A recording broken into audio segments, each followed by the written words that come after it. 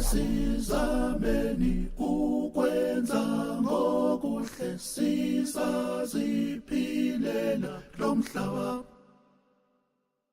Make sizameni ukwenza ngokuhle sisaziphilela lo mhlaba. Okay, everyone take their seats. We're about to begin the proceedings, God willing. So, no? God willing, are you okay? We're going to begin proceedings. Okay. Willing, whatever it is. Okay. I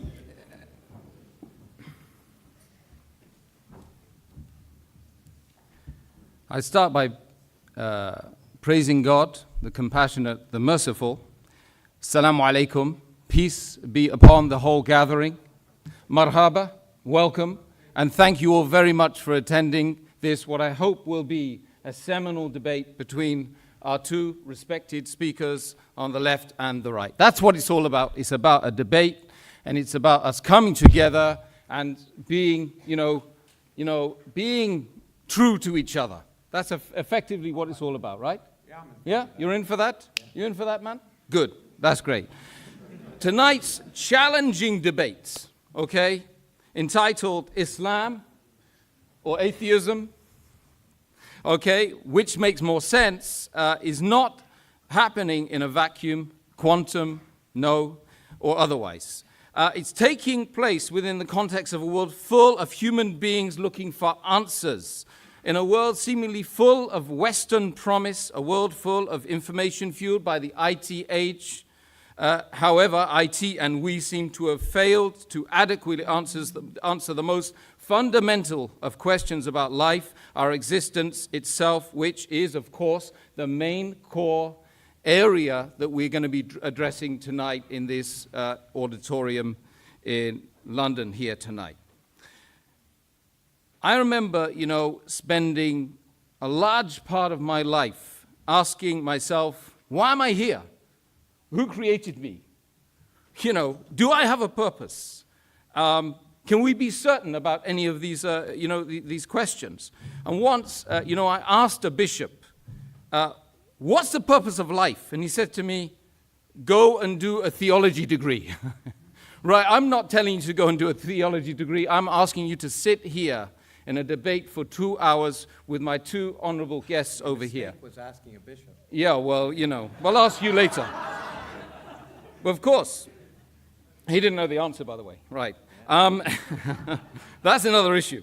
But what, of course, we can do to inform our decisions about this debate tonight is to use our reasoning, to use our minds, to use our intellect, and really for us to have an open mindset. Muslim, non-Muslim, Christian, whatever you are, whatever you believe in, we should have an open mindset and really go at this with sincerity. That's really, I'm just asking I'm asking myself first and foremost, right? Because that's tough being an ex-Irish Catholic. Yes, yeah. I didn't think the Catholic Church allowed divorce. Oh, well, that's another story. This evening, two major belief systems, if you like, who lay claim to the truth are going head to head. No matter which side of the fence that you tend to reside on, okay, by the end of the night, that you will be better informed about atheism and about Islam. Hopefully, the world perspectives, the world view of Islam and atheism. That's what it's really all about. Tonight, how's it gonna hang? Right. Well, we're going to have 25 minutes allotted for both speakers, although I'm told that that's going to change as well. Yeah. Okay? And then followed by a further 10 minutes of, coming back, and then another 3 minutes of coming back, although that might change, Professor, right? And after that, there will be, crossfire, and there's going to be no heavy arms to be utilized in this section, both of you, okay? Although I understand the tongue is a lot more vicious than nuclear weapons. But what we're effectively saying after that is that you lovely people will get the opportunity to ask questions as make observations, hopefully on the topics, right? On the topic that we're talking about, and then there'll be 2 minutes closing remarks, a little presentation after that, and we'll all go home, and we've got to be out of here by 10 o'clock. I would urge the audience not to heckle the speakers, to be polite at all times, okay? And, to listen to each other afterwards as well.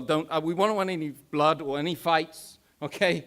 And I'm sure that you guys, you understand why I'm saying that. So today, our first speaker, okay? Has this been agreed upon? No, I was told.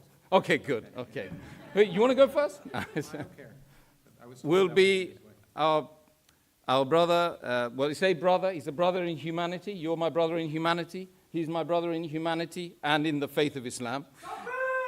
Okay. Okay, fine. It means God is great. Yeah. Okay. So, Hamza Andreas Dorsis, of course, he's actually Greek, not Pakistani. Please, he in fact is, you can see he's a little bit Pakistani, but anyway. He's a student of Islamic thought, a lecturer, a researcher for the Islamic Education Research Academy, and without further ado, I will call upon him to give his piece.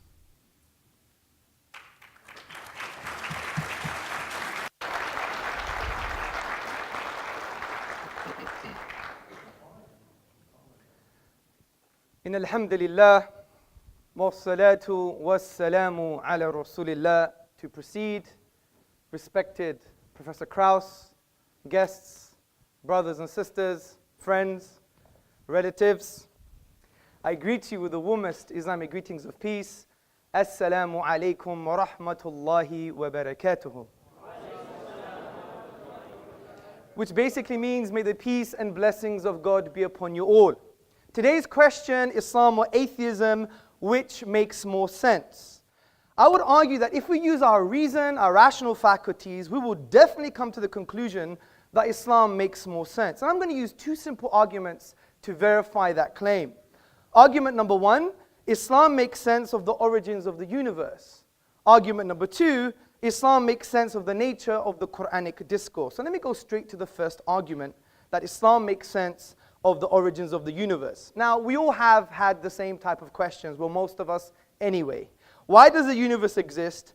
Why is there something rather than nothing? And in response to that question, the grandfather of neo-atheism, Bertrand Russell, said, the universe is just there, and that's all. It's a brute fact. Even in Islamic history, as early as the 8th century, we had philosophical naturalists known as the Dahriya. They held similar views. Now, the implications of these historical opinions is that the universe is eternal. And if the universe is eternal, it implies there is an infinite past. But the question is, can we have an infinite past? Does the infinite make sense in the real world? Now, the assertion that the universe has an infinite past is absolutely irrational. This is because the quantifiable infinite cannot exist in the real world, something our beloved Professor Krauss has also suggested in his book, A Universe from Nothing, on page 71. He says clearly, the energy of empty space, or anything else for that matter, cannot physically be infinite. So we have to figure out a way to do the calculation to get a finite answer. Now, to highlight why the infinity or the infinite doesn't exist, take the following examples into consideration. Imagine we have, for example, an infinite number of Professor Kraus's in this room. And if I were to take 5 Professor Kraus's away, how many do we have left? Well, some mathematicians may say, well, we still have an infinite number of Professor Kraus's. Logicians will say, we have infinity minus 5. But what stops me practically removing 5 Professor Kraus's away from this room? Nothing. And if I do, there should be less than infinite, but there isn't, therefore it leads to absurdities and contradictions. Take this other example into consideration. The distance between myself and Professor Krauss. We can potentially split this distance into infinite parts, but I can actually traverse the finite distance, which shows, as Aristotle, the Greek philosopher, said, that the infinite is potential, never actualized. And in light of this, mathematicians Kasman and Newman said, the infinite certainly does not exist in the same sense that we say there are fish in the sea. And this leads to our deductive argument. Now, for those who don't know, a deductive argument is a conclusion that necessarily follows from its premises. And to deny a valid and sound deductive argument is equivalent of denying reality. So listen to the deductive argument. Number one, an actual infinite cannot exist. Number two, an infinite history of past events is an actual infinite. Therefore, an infinite history of past events cannot exist. Therefore, the universe is finite. Therefore, it had a beginning. Now, this is a deductive argument. But we also have complementary evidence, which I call astrophysical evidence. And I'm not claiming to be a physicist. We have an established, acclaimed academic amongst us, so he could tell us the rest of the story. But what have cosmologists said? They have said, for example, Alexander Vilenkin, in his book, Many Worlds in One, which I believe is a friend of Professor Krauss. He says, with the proof now in place, cosmologists can no longer hide behind the possibility of a past eternal universe. There is no escape. They have to face the problem of a cosmic beginning. And just to note, even Professor Krauss in his book affirms a beginning to the universe. Interestingly, in Islamic thought, this has been discussed at length, and there is a unanimous conclusion that the universe is eternal. It began in the finite past, as the polymath, theologian, Ibn Taymiyyah wrote in the 14th century in his book, As-Safadiyya, so whatever is besides God, it is all makhluk, all created, originated, coming to be after not existing, preceding by its own existence. Now, since we have shown that the universe must have a beginning, there are four logical explanations for how the universe began to exist. Number one, it was created via nothing. Number two, it created itself. Number three, it was created by something else that was created. And number four, it was created by something uncreated. So let's discuss these together. Could the universe be created via nothing? Well, first and foremost, what do we mean by nothing? By nothing, we mean the absence of something, and in this case, the absence of the universe. Now, why does our definition make sense? This is because we have deductively argued that the universe began, and therefore it was once not there. There was an absence of the universe. This is undeniable due to the deductive nature of the argument.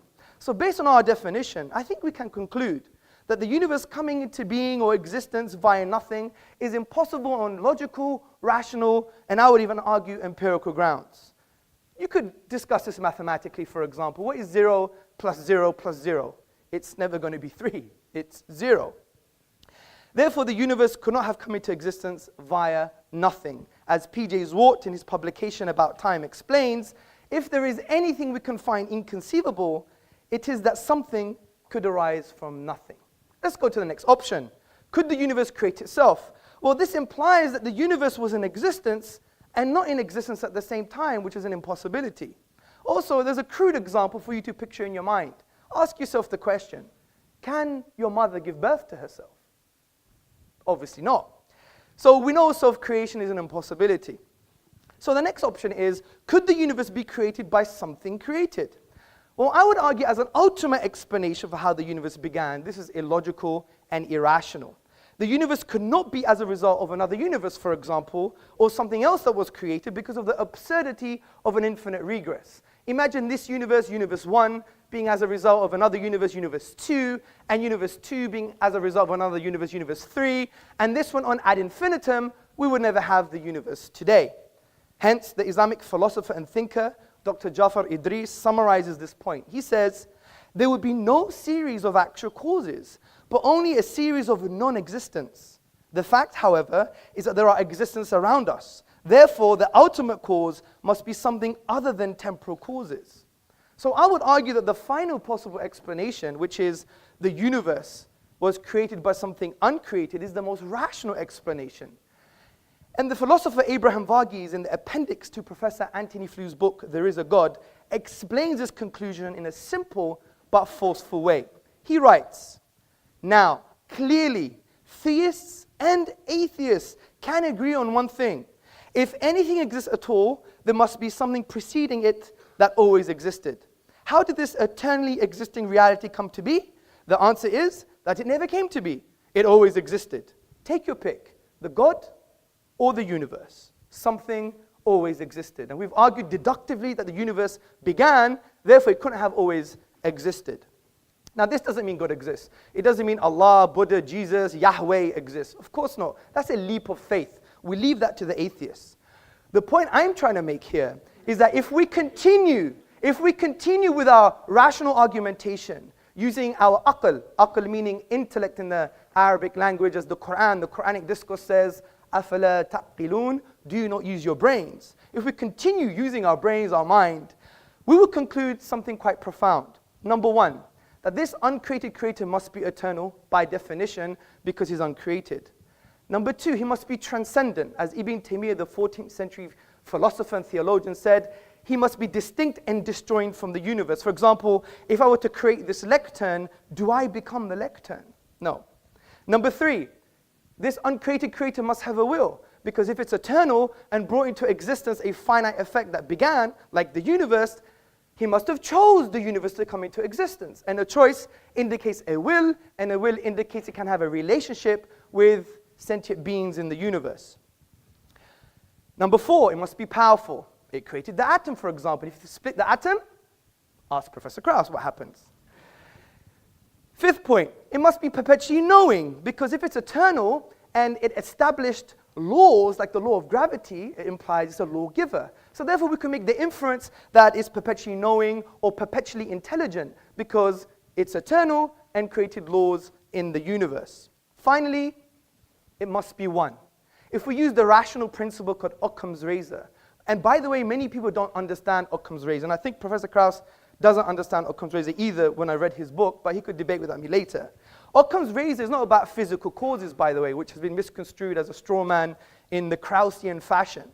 Basically, Occam's razor is that you must have a simple explanation, but also you must have the most comprehensive, which means what? It actually means that it has to have greater explanatory scope and explanatory power, because it can be complex, because it may deal with most of the questions.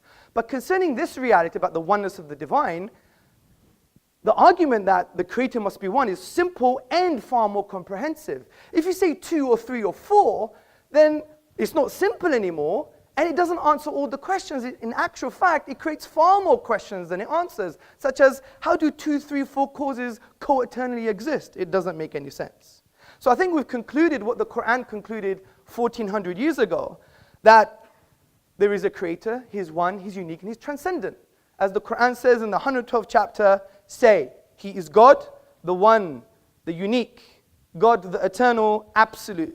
He begets not, nor is he begotten, and there is nothing like unto him.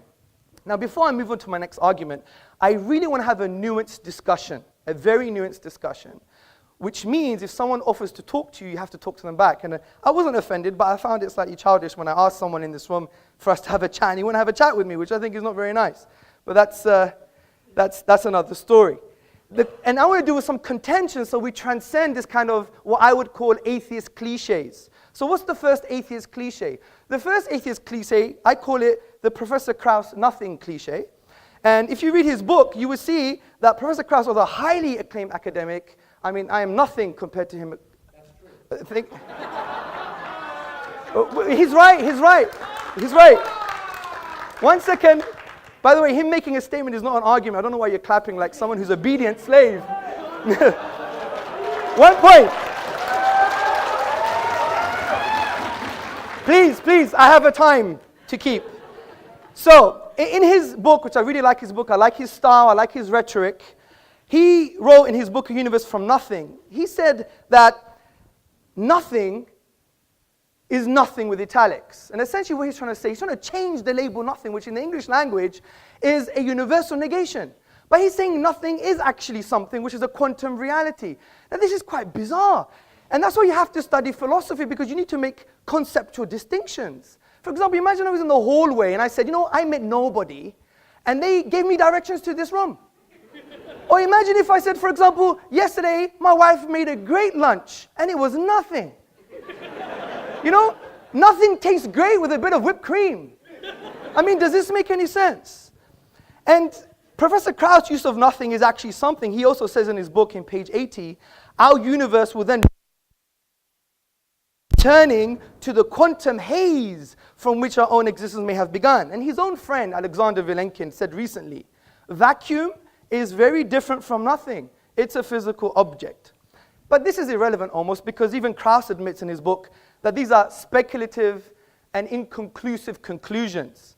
Because he says, I stress the word could here, because we may never have enough empirical information to resolve this question unambiguously. So I do respect what he's trying to do, but you would never take an inductive argument over a deductive one. Only someone intellectually challenged would do that, in my humble opinion. The second contention is that things can come into being without any cause. You have a quantum vacuum or quantum reality, and there are some subatomic events that appear without no causes. I believe we have a strong defeater to this argument, and it concerns perceptions, and it rests on a Kantian argument. Now, I can order my perception in this room. I can see this very handsome young man. I can see the cameraman. I could see the wall. I can also reverse that perception. But if my wife were to start walking down this auditorium, I couldn't help but see her front before I see her back. And I couldn't reverse that perception.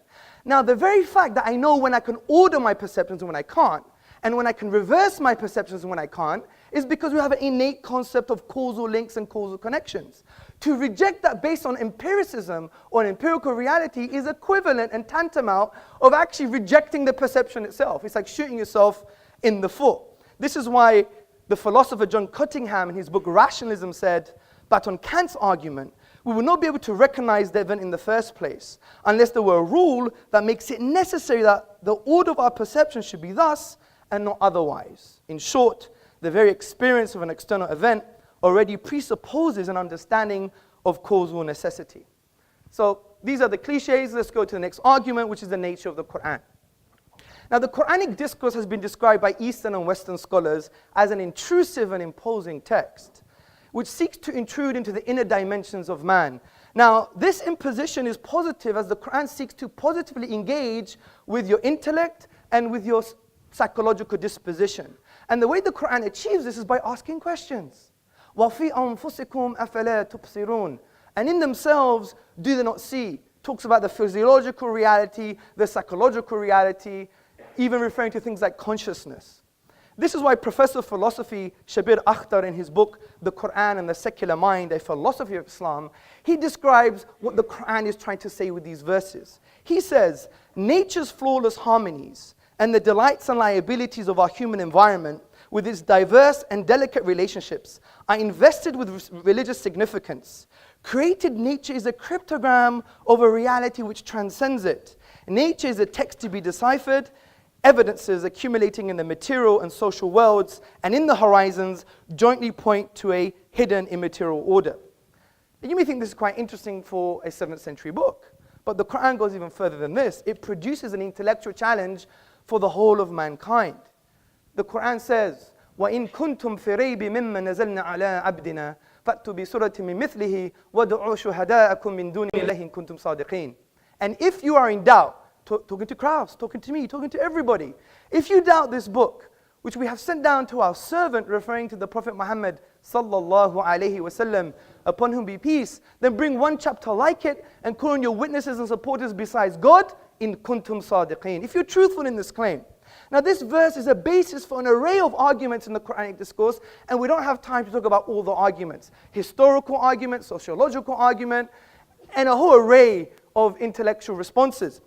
But one I want to talk about is called the inimitability and the uniqueness concerning the Arabic language in the Quranic discourse, which Islamic theologians and thinkers argue that it is a miracle. Now, before I get into that, we have to now discuss what is a miracle. We have to define what a miracle is. Now, the word itself linguistically comes from the Latin word miraculum, meaning something wonderful. And the traditional Western philosophical definition of a miracle, as summarized by David Hume in his An Inquiry Concerning Human Understanding, he says it's a transgression of natural law. We don't agree with that definition. Because what are natural laws? Natural laws are just inductive generalizations of patterns we perceive in the universe. If something changes from the pattern or is different, then maybe it's part of the pattern. It's just based on induction. What the profound Islamic theologians and thinkers have done, they've redefined what a miracle is based on the Quranic discourse. And they have said that a miracle is an event that lies outside the productive capacity of nature, which means when you go to the nature of the event, you exhaust all possible naturalistic explanations. And also, there is no naturalistic causal link between the event and the nature of the event. And this is a far more coherent definition. Let me give you an example from the Quran itself. Now, the Quran talks about Moses, Musa, alayhi salam, upon whom be peace, and Pharaoh in the Quran. Moses was told to throw down his wooden staff, and it instantaneously turned into a live snake. Now, this miraculous event, the snake, lies outside the productive capacity of the nature of the event, the wooden staff. Because the chemical makeup of the staff is different to that of the snake. In actual fact, you have to add more stuff to the staff, if that makes sense, stuff to the staff, to be even close of creating a snake, but only the staff was used. So when we exhaust naturalistic explanations, we find there is no causal link between the staff and the snake itself. So this gives us a definition of what a miracle is.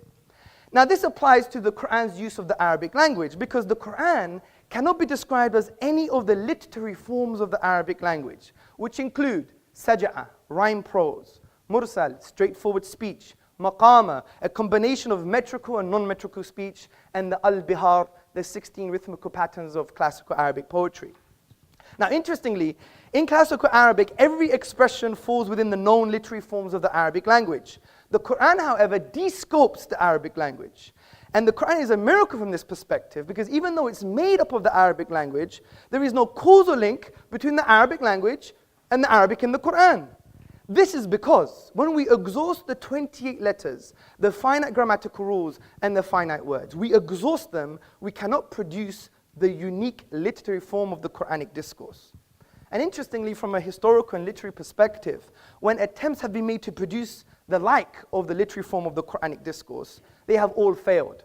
As the academic Foster Fitzgerald Arbuthnot, a notable British Orientalist, states, and that those several attempts have been made to produce a work equal to it as far as elegant writing is concerned, none have yet succeeded. In this light, brothers, sisters, and friends, what we've just discussed can develop into a deductive argument. And listen very carefully. Number one, a miracle is an event that lies outside the productive capacity of nature. In other words, there are no causal links between the event and the nature of the event. Number two, the Quran's literary form lies outside the productive capacity of the nature of the Arabic language. Its literary form cannot be logically explained using the Arabic language. Therefore, the Quran is a miracle.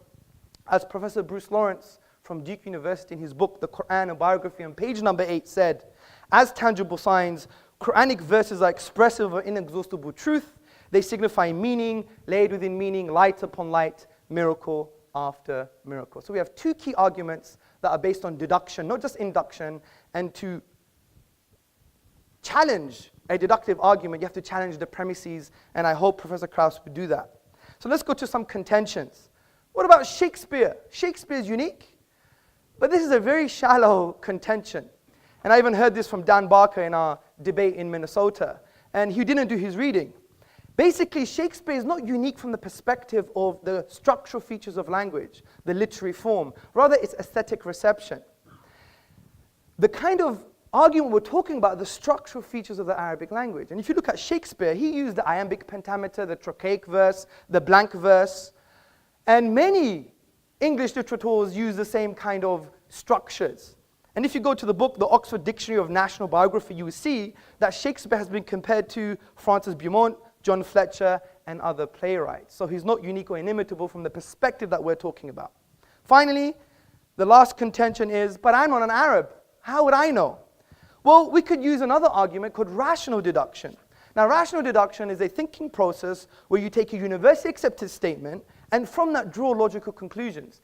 And no one would deny universally accepted statements from academia or from authorities that are valid and sound and authentic. Because this is the realm of epistemology, the study of belief, and a valid source of knowledge is actually testimony. If you read the works of Professor Cody and Professor Keith Lehrer in the epistemology of testimony published by Oxford, you will see it's a grounded argument which we could discuss later. So the authentic and valid testimony concerning the Quran is, no one has been able to challenge the Quran and produce its literary form.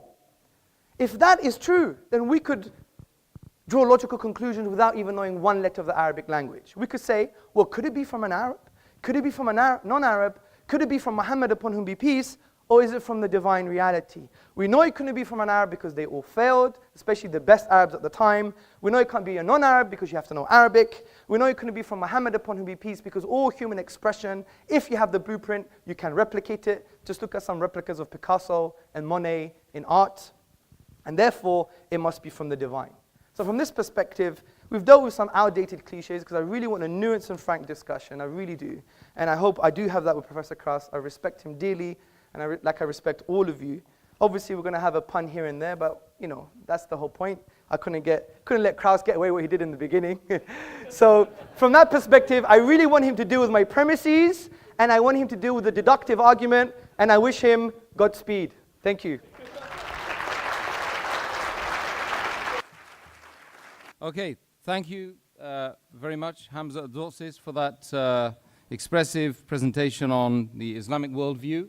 We're now going to be calling upon Professor Lawrence Krauss to come back on that with his presentation, which I don't think is going to last more than 25 minutes, I'm sure of that. But just to let you know, some of you who perhaps don't know anything about Professor, he's a renowned cosmologist and a science popularizer, and is the foundation professor in the School of Earth and Space Exploration, a director of the Origins Project at the Arizona State University. He's hailed by Scientific America as being a rare public intellectual, and he's also the author of more than 300 scientific papers and 9 publications, books, including the international bestseller, The Physics of Star Trek, and his most recent bestseller entitled A Universe from Nothing, now being translated into 17 languages or more.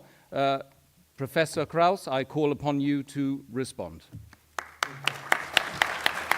Well, first I want to thank the people who invited me, who've been very gracious to me, treated me with more hospitality than I've gotten in many times I've talked. So I guess that's Sabia, who I haven't met, and Obeida, who's been taking care of me for the last day or two, and Isa, who I was just working with. And so I do want to thank them tremendously. They showed me great respect and hospitality, and I want to show them and you that kind of respect. And that doesn't mean I respect ideas. Okay, some ideas are ridiculous, and that's perfectly reasonable. In fact, ridiculing ideas is what makes progress. So if I offend some of you, I don't mean to offend you personally. I may offend some of your ideas, but that doesn't bother me at all. In fact, if you confront my ideas, it will lead to a discussion. What does offend me, of course, is offending personal freedom and equal rights, and that's one of the reasons why I got upset at the beginning of this session. But that's been fixed, and I thank the organizers for that as well. To agreeing to not segregate this room in a 21st century is a great step forward, and I appreciate that. Now, I'm really shocked. First of all I've watched Mr. Sorsis, right? Sorsis. My Greek is pretty good, I think. Be gorgeous. Yeah, gorgeous. Well, you are rather gorgeous. Gorgeous George over here. I watched some of these, and they're always exactly the same. So I thought they'd be different this time. And it always begins with you, and I'm supposed to respond to you. And I will, to some extent, but it's hard to respond to nonsense. And in fact, the point of this is not a question, does God exist? That's not the question. It's atheism or Islam or atheism, which is more sensible, I think is what it says, or something like that. Now, I was just shocked because I thought that you wouldn't bother to try and pretend you knew science, because you don't, and we're going to go through that in real detail. Everything you said is nonsense when it comes to science, so we'll go through and we'll have a little chat if that's okay. Of course. Okay, good. And so I found it remarkable that you began with that kind of nonsense, and we'll continue from that. But let me just first begin with the fact that the premise of this debate is in some sense inappropriate, because it suggests two things. First of all, it suggests that Islam is something special, and it isn't. It's not special at all.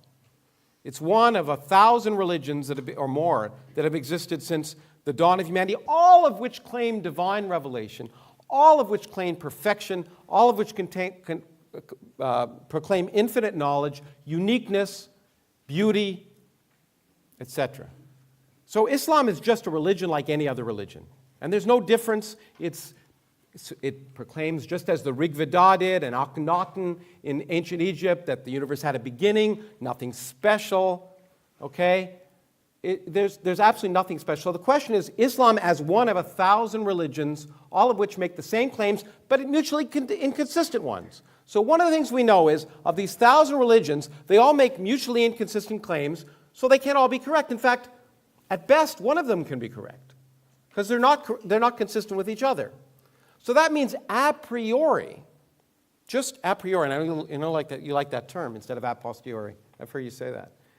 A priori, Islam has a probability of 0.1% of being correct, because it's just one of 1,000 religions, and one of them is at most is correct. But since they all make the same claims, it's probable that none of them are correct. So treating Islam specially is inappropriate. Then atheism is somehow, as has been described, speaker, a belief system. It's not a belief system like Islam or Judaism or Christianity or the Norse myths or Zeus or Thor or any of the other myths that have been created throughout human history. All it's saying is, it's not a belief system. It's saying, you know what? We don't choose to believe that stuff because it's not sensible. So it's not saying we believe X. It's saying, well, this myth is inconsistent with this myth, or this myth is inconsistent with what we know about the universe, and therefore, it's unlikely to be true. So what atheism is just saying, this is unlikely to be true. It's not a belief system. So to compare one versus the other is, of course, false. It's a false premise. The first part of the false premise is that Islam is special. Not special at all. It's been there. It'll be gone, or be there as long as other religions. It's just like all the rest. And atheism is not a religion. It's just, in fact, what it is could be described as common sense. Okay? What makes sense? I will think that those things that make sense are likely, and those things that don't make sense are unlikely. In fact, that's what science is all about. Okay, so having said that there's nothing special about Islam, and there certainly isn't. I'm going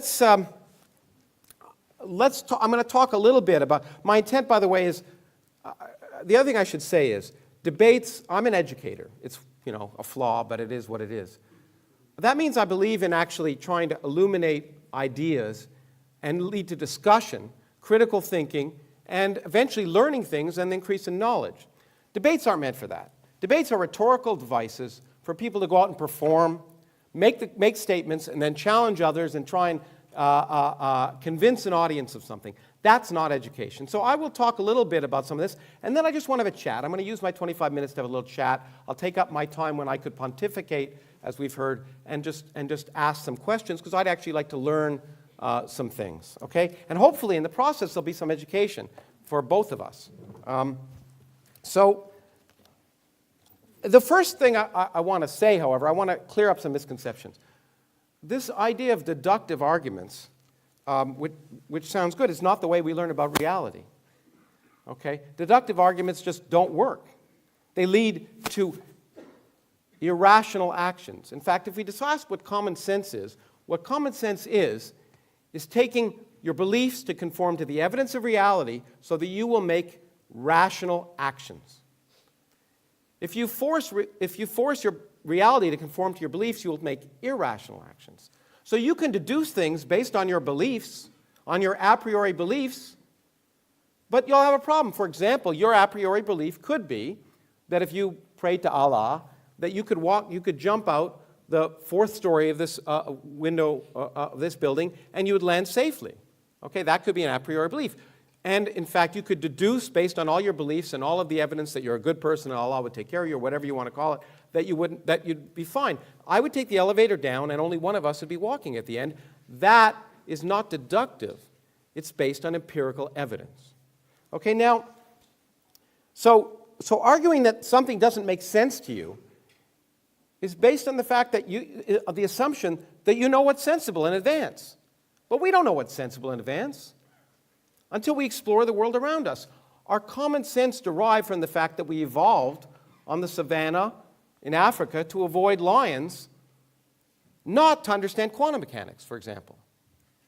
As I've often said, common sense, our deductions might suggest that you cannot be in two places at once. That is crazy. But of course, an electron not only can be, but it is. It doesn't make sense because we didn't evolve to know about it. We've learned about it. We force our idea of common sense to change. It's called learning. Some people would rather read an ancient book than learn. And this has been a very good evidence of that. For example,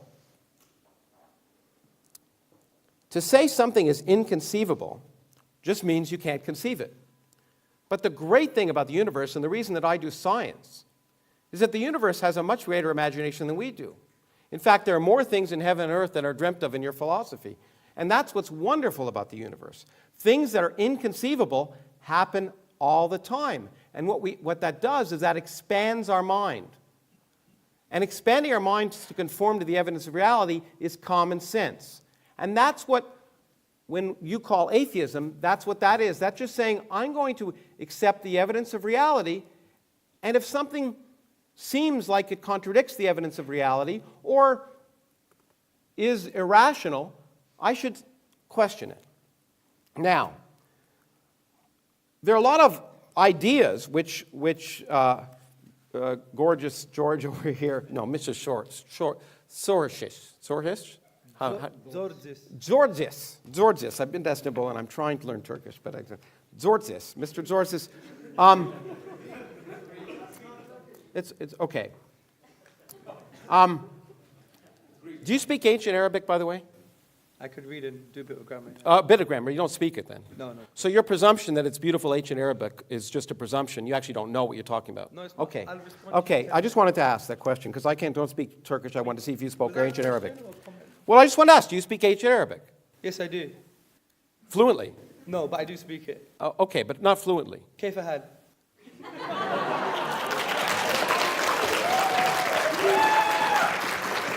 Well, you know what? There's a real language that you don't speak. It's called the language of mathematics. So let's talk about that. Let's talk about this nonsense about infinity. Let's take something physical.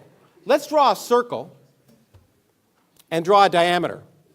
What's the ratio of the distance of the circle to the diameter? Do you know? You're the teacher. Do you know? You're the teacher. I know. I'm asking you a question. I want to have a chat. I don't know anything. Well, you've demonstrated that, but you ever heard of pi? Yes, I have, yeah. Oh, do you know what it is? 3.14 percent. How many decimals does it have? I don't remember. An infinite number. Yes. Okay, so the physical distance of the ratio of a diameter of a circle to its circumference is an infinite number. Yes. What do you know? Now, when we talk about, what's amazing to me is you quoted Aristotle as the basis of science. Of course, Aristotle was the one that told us objects fall in proportion to their weight because he actually didn't do the experiment. He deduced it based on what he wanted. Galileo, of course, did the experiment, right? And we know, let's do the experiment here in front of you. So I'm going to take this object and this object. Yes. Aristotle would tell me which would fall first. Will you tell me which would fall first? Guess, okay. If you don't know. The book. Okay, look, you were right. Great. Okay, good. Why? Because there's resistance. Resistance to what? To the paper, right? Okay, exactly. Aristotle didn't know that. Yes, he didn't. Okay. Aristotle also claimed that infinity was impossible because indeed, as you pointed out, the distance from you to me could be divided into a half, and then a quarter, and then an eighth, and then a 16th, and that's an infinite thing. It makes it impossible. Yes. Well, the thing that Aristotle didn't know how to do, and you don't know how to do, is to sum an infinite series. 1 plus a half plus a quarter plus an eighth plus a 16th adds up to 2. Yes. Okay, so that kind of argument that infinity is impossible, it just doesn't make sense mathematically. Infinities do occur. Now, it is true in my book that I said infinite density or infinite energy is a concept that appears to be in contradiction with the evidence of physics. But that doesn't apply. All infinities are impossible. In fact, space could be infinitely large. There's no presumption that space isn't infinitely large. It could be. What we now know about physics suggests it probably isn't, but there's no law of physics that says space can't be infinitely large. So this notion that you deduce that infinity is impossible because you don't like it It's just not the way the world works. Because infinities happen all the time, whether you like them or not. Not only that, it doesn't lead to irrational actions. Mathematicians have a way of dealing with infinity. We can add infinities. We can take numbers and an infinite series that, for example, the series 1 plus 2 plus 3 plus 4 plus 5 plus 6 plus 7 to infinity actually has, in mathematical terms, can have a finite sum. It's minus 1/12, if you wanted to know. Okay? It may not seem logical to you. It may seem inconceivable to you that the sum of a series of positive terms, each of which is bigger than 1/12, could end up being minus 1/12. But the fact that it's inconceivable to you just means you're ignorant. Thank you. Okay. Now, this idea that Occam's razor suggests, first of all, Occam's razor is not a principle of science. Okay, it's a nice idea that you should try for the simplest answer to any question, and physicists try and use that. Sometimes the simplest answer doesn't work.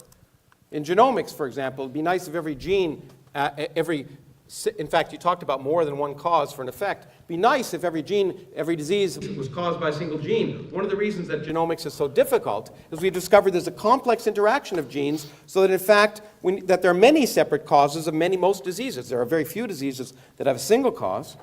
But in fact, you know what is simpler than the number 1? The number 0. 0 is a much simpler reason that there's no cause. Okay, so if you really wanted to apply Occam's razor, in fact, you'd apply no causes. Now, you also use the term causality, which is a term I understand. You didn't define it. Do you want to define it? I may do. Well, why don't you do it now? I don't want to give you that favor. Oh, I thought we were going to have a chat. Yeah, but I want to have a chat, not a chat. So it's less rhetoric, more connection. No, let's have a chat. No, I think when we talk about rhetoric, we were talking about the lecture you just gave. I want to have a chat. I'm asking you a question. Do you know what causality means? You use the term. Yes. Okay. Well, if you use a term, you should know what it means. yes. Okay, I have but my you use it. definition. I have my definition. Okay. Well, I'll define, and that's, cause precedes effects. Does that sound good? No, that's the wrong definition. In my Okay, opinion. well, I'd like to learn what it is. Well, for example, there's an interesting book about the quantum physics and causality.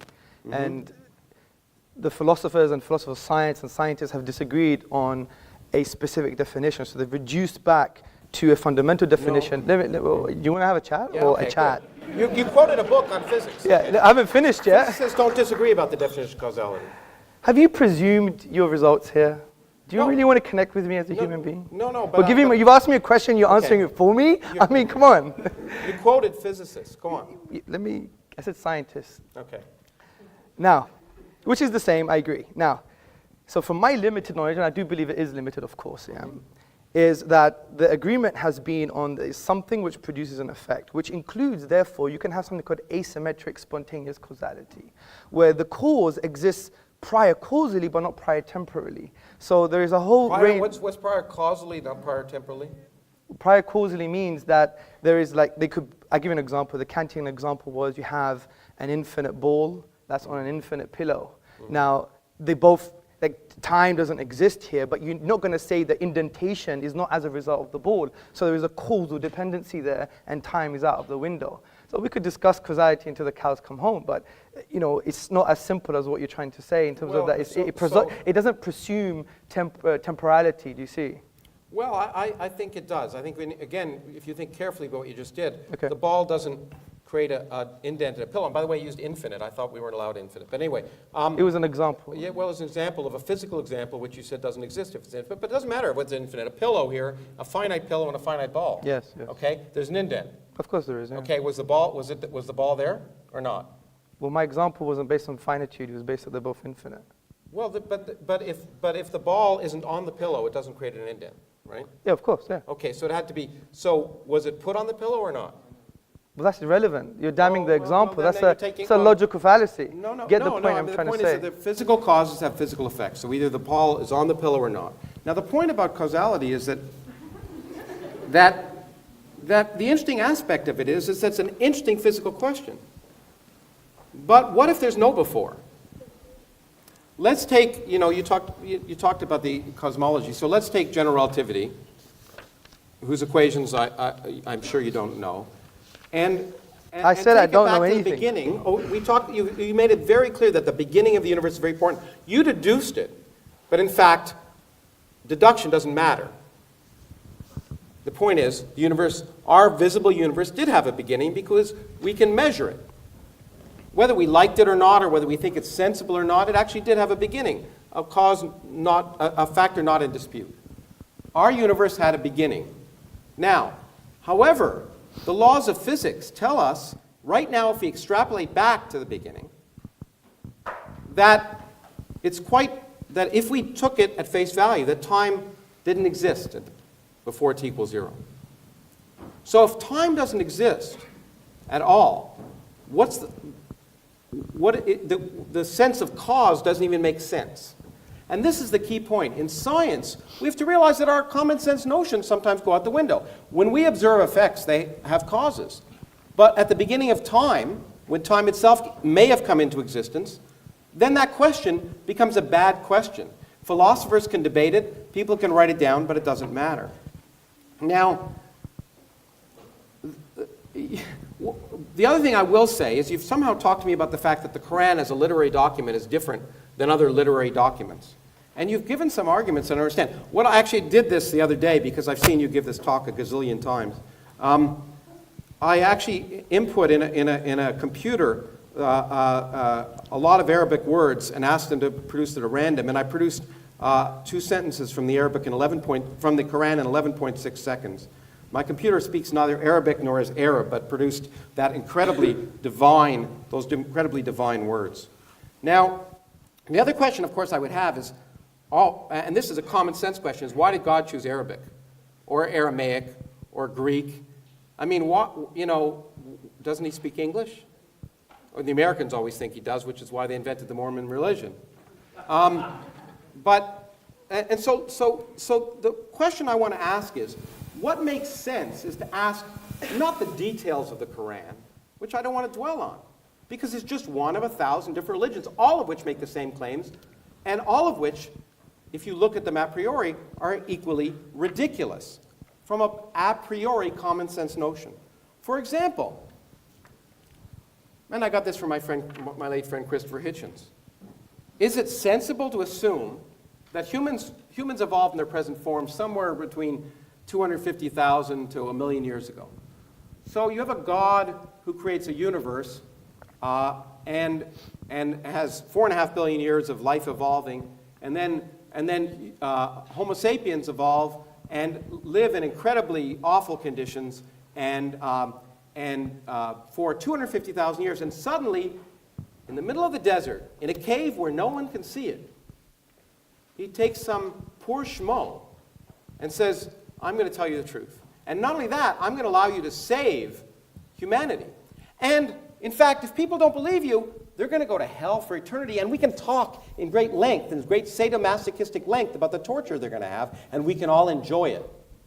Now, what about all those poor 250,000 years of people, of real people who were struggling to exist and survive, those poor people who were existing before that God decided to give his revelation to Muhammad? Why that? Why would a sensible God wait that long? And of course, the interesting question you have to ask is, why are the revelations always done when no one can see them? If you're asking a court of law, you'd say, well, you know what? It just doesn't make sense. Why don't once it doesn't call down from the sky so everyone can hear them? Why is it always given to people in private who then claim they've had a revelation? Now, why should I believe Muhammad's revelations any more than anyone else's? In fact, there's a young woman in the United States, in my country, who, as you know, had a revelation. You may know this. She had a revelation. God told her to drown her 4 children in a bathtub. And she did. Because God told her. She heard it. She heard it. She had a revelation. It was real. She heard words of incredible harmony and beauty that she'd never experienced before in her life, and she drowned her 4 children. Okay, now she's in a mental hospital for good reason. Because there's no evidence. That a sensible person would believe to suggest that God was telling her to drown the 4 children. Now, let me ask you, do you think Sharia law should be instituted? Oh, it depends how you define Sharia law. Do you know anything about Sharia law, sir? Well, I was going to ask you about it. I will teach you in the next round. Okay, good. Do you think, for example, that blasphemers should be punished? Blasphemers meaning? Maybe if I say, let's just say, and forgive me, let's just say I say that someone who married a 9-year-old girl is a pedophile. Yeah. And maybe that person is a prophet. Is that a blasphemer? Is that worth being punished for? Well, I think you should be educated first and foremost. No, maybe, I'm not saying it happened. But let's say I said that, I made that claim. Should I be punished? In a court of law with justice, there will be a form of punishment, yes. Okay. So what about if I openly questioned the existence of God? In fact, said openly and preached in a room that there's no God. Is that worth punishment? This is full in our history. We don't have a problem with intellectual debate and dialogue. I Okay. even mentioned the 8th century Dahriya. So if I say that Allah is not God, but Thor is God, and people should worship Thor, and I go, and that it's not blasphemous. Well, it's wrong and it's Okay. childish, but I will have a discussion. But it's blasphemous to suggest, is it blasphemous to suggest that Muhammad isn't a prophet? Well, from an Islamic perspective, but you have to understand there's a difference between public intellectual discourse Okay, so and great, being okay. deliberately rude. Okay, well that's But we'll all great. fall for intellectual discourse as per this big debate. Oh, but you say I should be punished if I suggest Muhammad was a child molester. That's No, being no, punished. I wasn't saying that. Didn't you say that? What I'm saying is, in an Islamic law, for instance, if you were to speak about something like this, and you would be taken to a court under certain conditions, Then I would be punished. there may be a punishment. But generally speaking, it would be more edifying and educational. But rather should there than- be punishment? That's what I'm asking you. Should there be? Oh, you're asking me if there Yeah. should be punishment? I think we should follow God's law, of course. So there should be a punishment. I think there should be a punishment if you're deliberately harming anyone else. For openly questioning. Well, John Stuart Mill For had openly the same questioning or opinion. Openly ridiculing. So No, there's a difference. Don't straw man Okay, my okay, positions. let me take a more clear example. You're straw manning my Say you're a positions. homosexual man Yes. and you have sex with another homosexual man. Should that be subject to punishment? In the private home, it's outside of the Sharia law. If they did it in public, which doesn't even happen where you're from, then there's a different story. What would the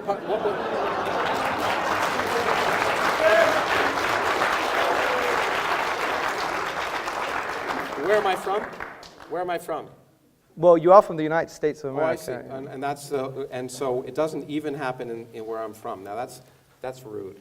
But in any case, How's but that it does rude? but the good I thing thought you about were an it is empiricist. It does happen where I'm from. All the stats. So two people you know. in Arizona are out in the desert having sex because they really get turned on, Yes. and they're both men, Yes. and they have sex together. Yes. Okay, is that punishable? If there's no one in the desert, no, it's not. Okay, let me ask you another question. Is homosexuality wrong? In the Islamic tradition, it's a sin.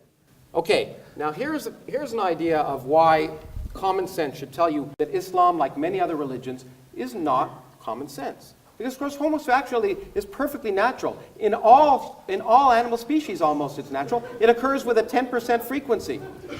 Okay? In fact, there are good evolutionary reasons for homosexuality. So in that sense, there's no reason and a fundamental... Why would a God who thought it was a sin make it natural among all species?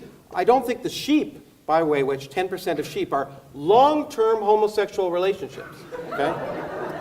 Why would a God who thought it was a sin create sheep who don't have a soul, who aren't able to think about it, be homosexual? That's the kind of nonsense that we have to ask, and the only way we can determine if it's nonsense is by looking at the world around us, not by deducing it, not by listening to the words of ignorant individuals and Iron Age peasants who didn't even know the Earth orbited the sun. Wisdom and learning comes from observing the world around us, and we shouldn't take our wisdom from people who didn't even understand the way the world worked. Thank you. How long does that...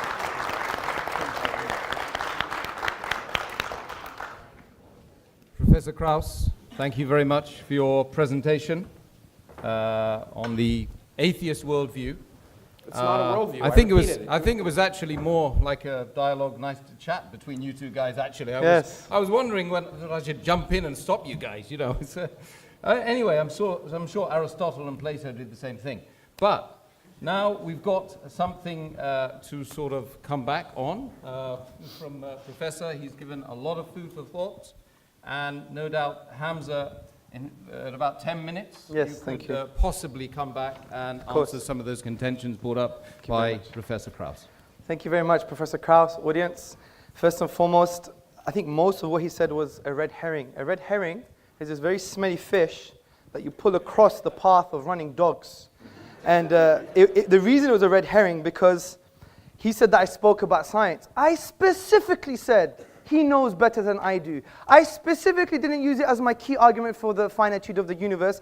And he wanted to correct me on something that I didn't even mention myself. This is what you call, not rhetoric, not intellectual argument, it's what you call sophistry. It's rhetoric with crap, frankly. Now, and I'm not saying it to be rude, because it's a typical Kraussian fashion. A Kraussian fashion trying to win over the whole audience, make a hoo-ha in the beginning. And imagine I did that when I walked into, one day I had interfaith dialogue. And imagine I walked into a Jewish mosque or a hall that was public, and I basically said, I don't want to do things your way, but I want to discuss with you, but I'm not going to do things your way. Is that tolerance? Is that how you connect with other people? He wants to know about our tradition, but he won't even ask them, why do you have this? And another straw man, justice and equal rights. You think they're saying that because they don't have any justice or equal rights? My wife is up there, ask my wife. What's the matter with you? See, these presumptions from Fox News, you're an academic, but when you talk about Islam, it's based on the Fox News narrative, and I'm going to expose this in a minute. Now, the first point I want to make.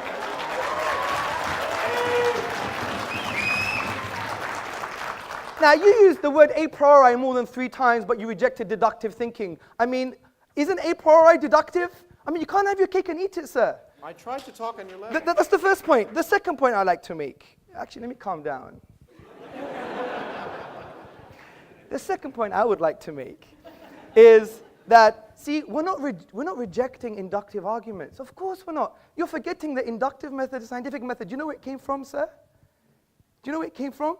I know, in fact, there's a remarkable scientific mathematical tradition in the Arab world, if that's what you're going to talk about. I'm going to talk about Ibn al-Haytham, his book on sure. optics. Yeah. Read the works of David Limberg and others, historians of philosophy and science. And they say it came from Islam. You know why? Because Islam doesn't reject... No, they came from the Arab world. They didn't come from Islam. Well, let me give you the link. Let me give you the link.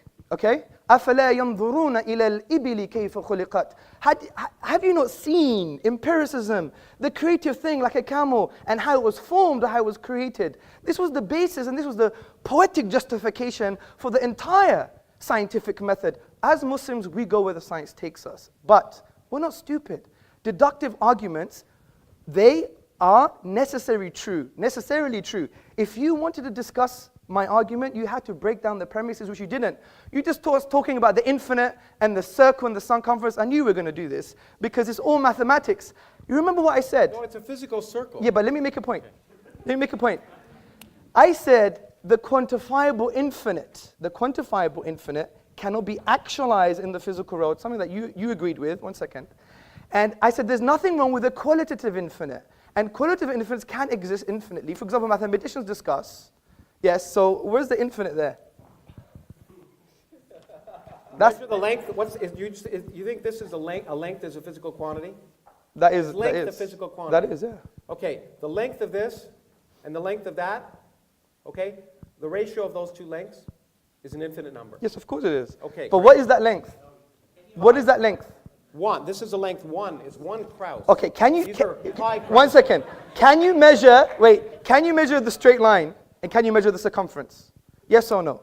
I can measure it. Well, that's quantifiable. Yeah. What you're talking about is in the mathematical realm of discourse, which has axioms and conventions, which makes sense. I'm not disagreeing with that. I'm agreeing with what you already agreed with in your own book, which from a quantifiable, discrete perspective, you can't have an infinite.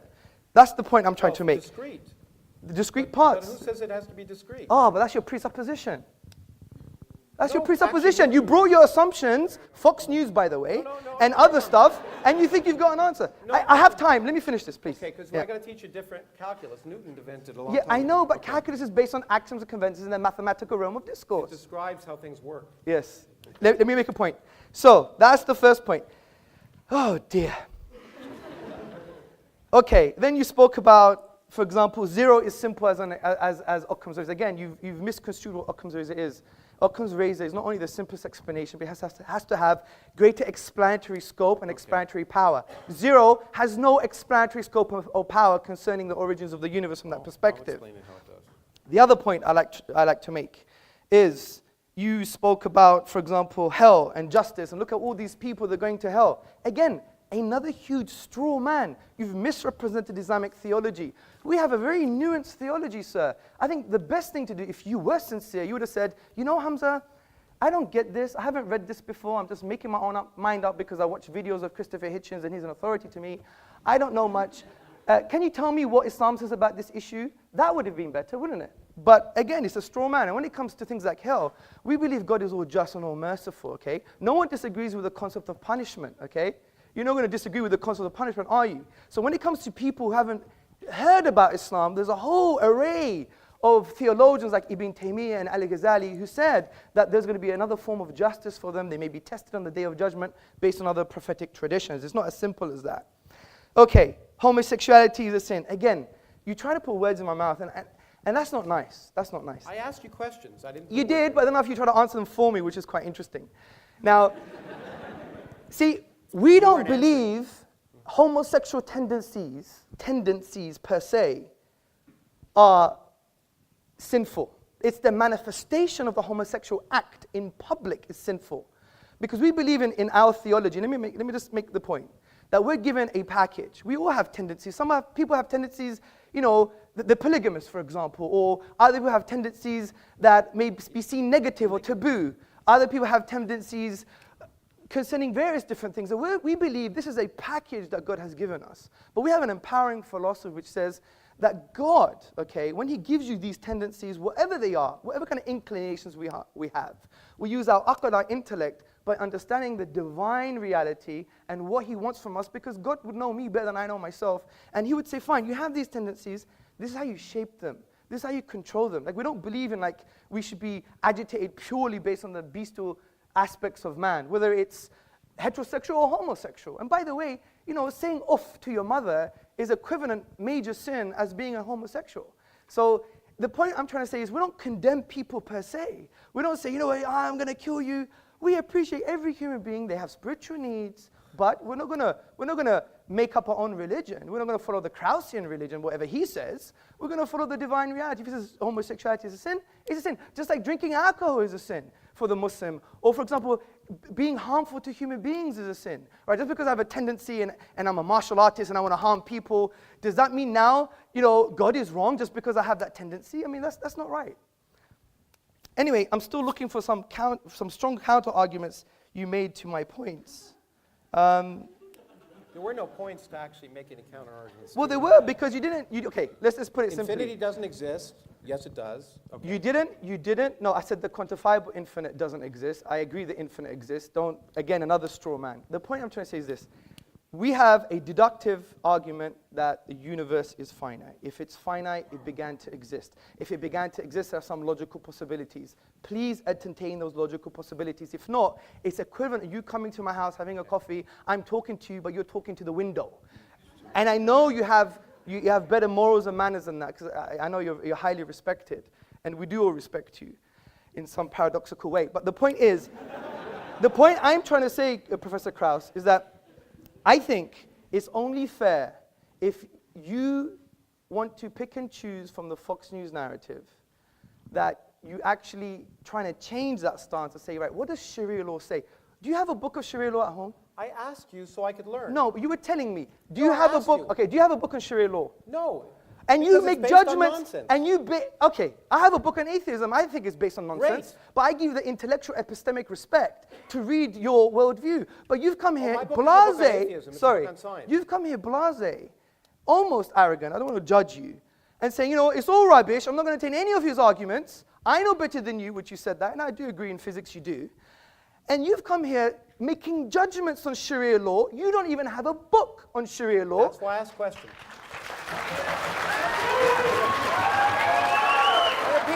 And the point is... Look, I'm sorry, that's why I asked questions. I asked you questions so I could learn. I asked what you thought as someone whose opinions I'm supposed to respect. And I wanted to know, did you think it was wrong? And I wanted to know why. There's no sense why homosexuality is wrong. I wanted to know what common sense tells you that homosexuality is wrong, except some self-proclaimed prophet telling you with no evidence. There's a different point. Okay. Okay, let me ask Professor Krauss a question. Why is incest wrong? It's not clear to me that it's wrong. Okay. It's clear to me. There's an evolution. No. Listen to me. Listen to me. Wait. Let's give him the respect, please. He's got a You justification. ask me a question, and if you want me to answer, I will. Yeah, of course. Do it. Okay.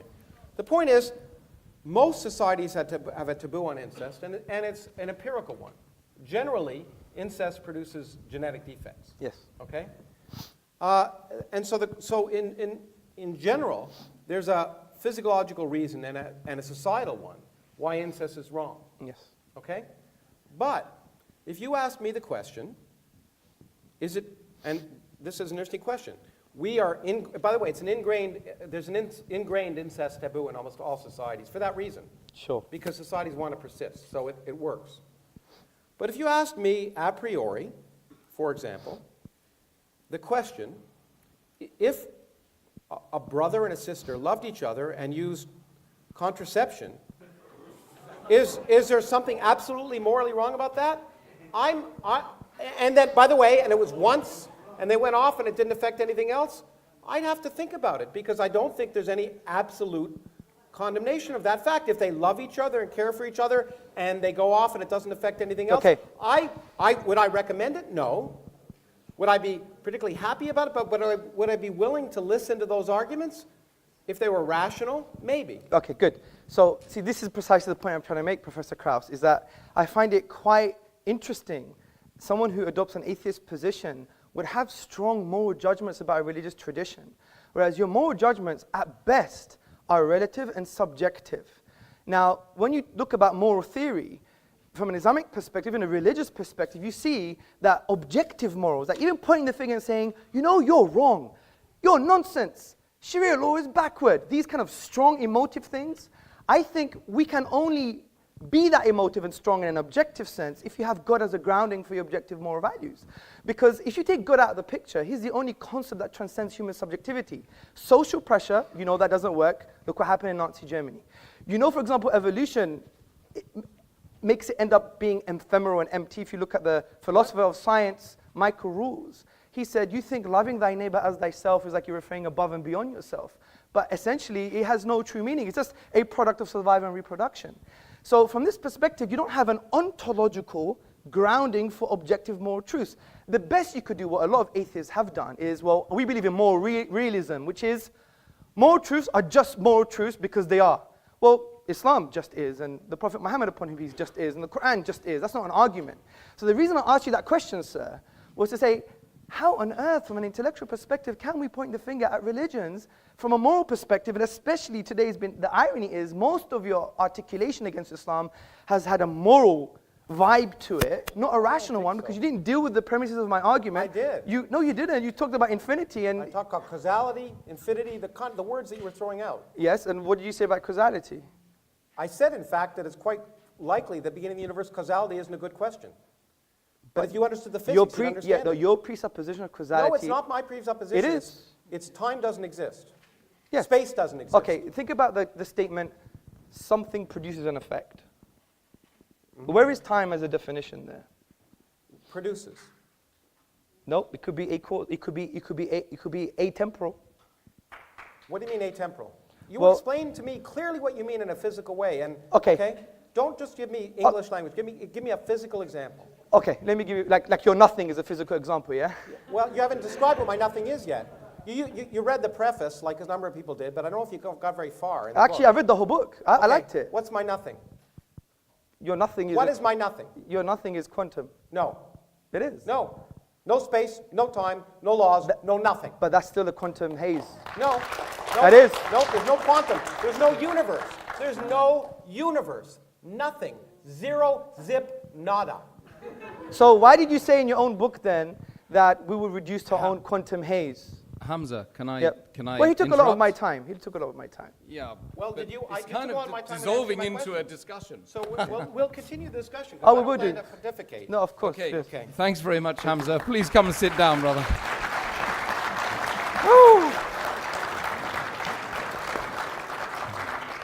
I didn't want to stop you in mid-flow there, but over to Professor. There must be some Greek in Professor Krauss.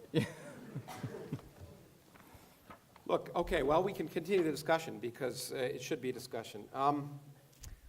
My point is that the question, I repeat again, is what's more sensible? And what's more sensible, ultimately, is what produces more rational actions.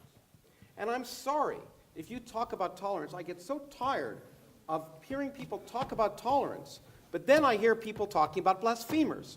I should be allowed to blaspheme all I want, because ridicule is an important part of inquiry and discussion. Sometimes ridiculing something illuminates it. And I hear about blasphemers, I hate to say it, and this may be a complete misapplication of Islam. It could be that Islam, as it's practiced in many countries in the world, is a misapplication of Islam. But all I can see is intolerance when I see those principles applied. Intolerance to blasphemers, intolerance to homosexuals, intolerance in general.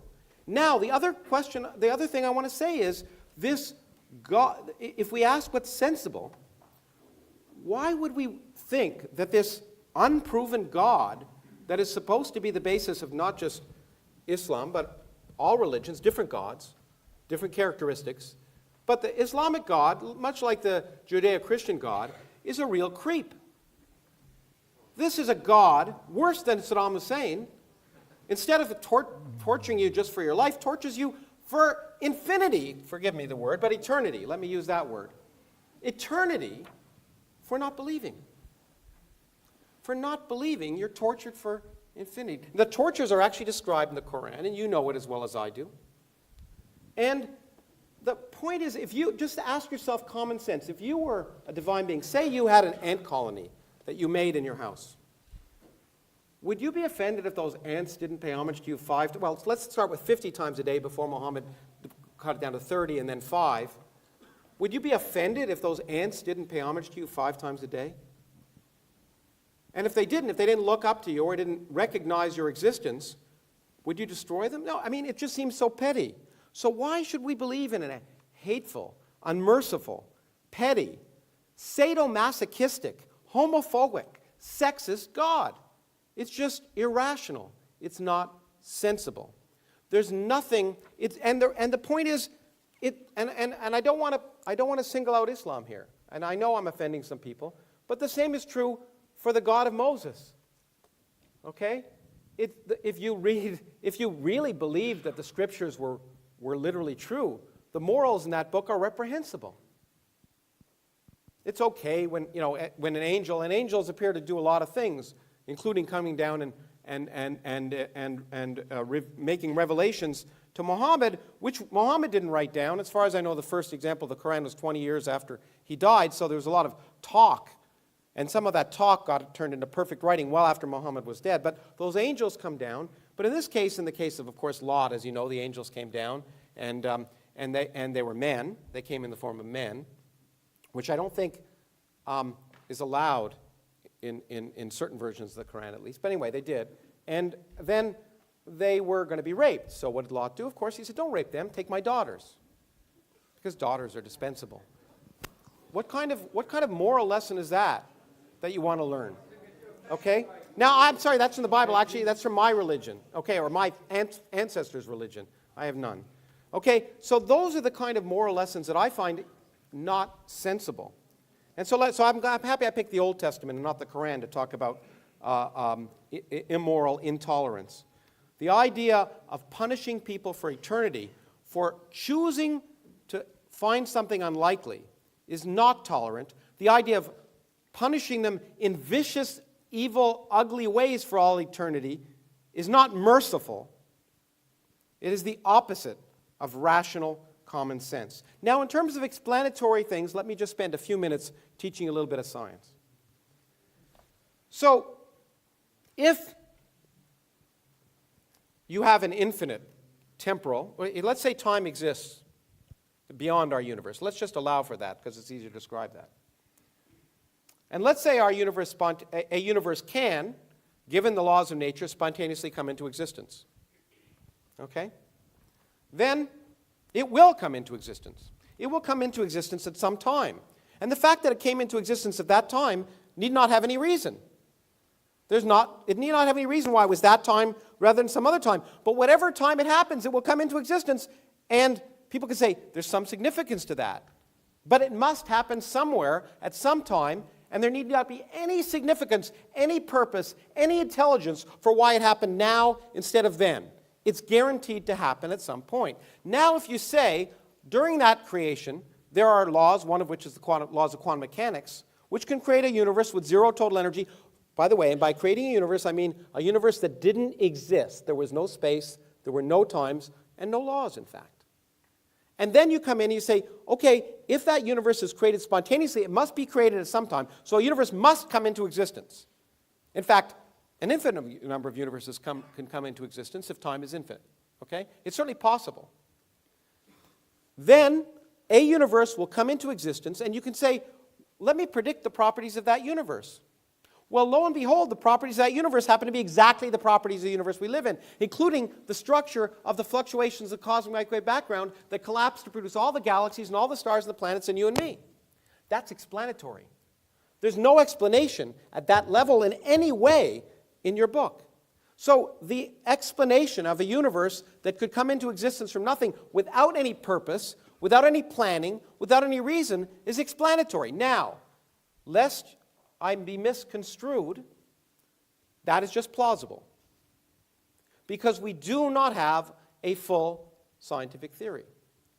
But to make the claim, as I know you've often made, that because that there are certain things we will never understand, is to misunderstand science. There are lots of things we don't understand today, and that's the reason to go out and do science. It's just like Darwin said, he said, in the evolution of the species, I'm describing the evolution of the species. I'm not describing the origin of life. We'll never understand the origin of life. We'll no sooner understand the origin of life than we understand the origin of matter. Well, of course, he didn't realize that we'd one day understand the origin of matter. Just as I expect in your lifetime and my lifetime, we'll understand the origin of life. We'll understand how chemistry turns into biology. By doing experiments, testing, and not forcing our predilection that it's impossible. I had a debate recently where somebody said, it's impossible for non-life to turn into life. Well, that's a nice statement. It's a nice belief. And it's a belief you can have, but it's a belief that can be wrong. And that's the great thing about science, which you can call atheism if you wish. It's you're willing to change your beliefs. You're not assuming the answers before you ask the question. You're not assuming you know what's divinely right just because you interpret a certain book to mean a certain thing, and someone else may interpret it to mean something else. You will agree there are different interpretations of every book, including the Bible and the Quran. And so to presume that you know divine truth before you've asked the universe is not sensible. And I don't think I'll take any more time. Okay.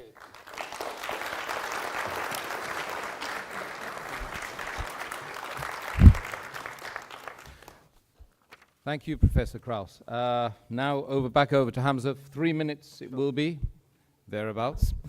Thank you, Professor. Thank you very much for your presentation. Now, I really want you to try and address some of my arguments. You produced something about with the Quran, but if you were attentive to my argument, the Quran says bring a chapter like it, not 2 verses from different chapters. So again, it was a straw man of the articulation of what the Quranic miracle was. And I could spend more time maybe during the Q&A to explain what that is, but I specifically said bring 1 chapter like it. Your computer model, which I like to see evidence of, by the way. But who just decides what's like it? I mean, do you decide or do I? Okay, is that a different question? To me, Shakespeare is more beautiful than the Quran. That's fine. Okay. But, or James Joyce. Yes. He doesn't use iambic I pentameter. understand, sir. Okay. But what you have to understand, sir, is that I repeated maybe more than once, that it's not based on aesthetic reception and your opinions on beauty. Who determined it? Well, it's the reality, empirical reality. No, I'm going to explain. Reality? Let me explain what the argument is again, because from your onset, you've misunderstood it. You thought it was quoted beauty. People who said it couldn't have been created. But those are just literary scholars. What if I say, yeah, it could be created? Yeah, let me just explain that, because your first presupposition was based on a falsehood, wasn't it? Yeah, you thought it was aesthetic reception. It's based upon the structural features of the Arabic language. Now, because I only have 2 minutes, I'll continue that in the Q&A, okay? So, also you're saying about that, look, if the universe began, and we could show that maybe empirically or deductively. My focus is on the deduction here. And I don't think you really address from the infinite perspective when we said that this is based on axioms and conventions in the mathematical realm of discourse, but in discrete physical parts, as you've admitted in your book, that can't happen. So we have a deductive argument the universe began, which means it once wasn't there.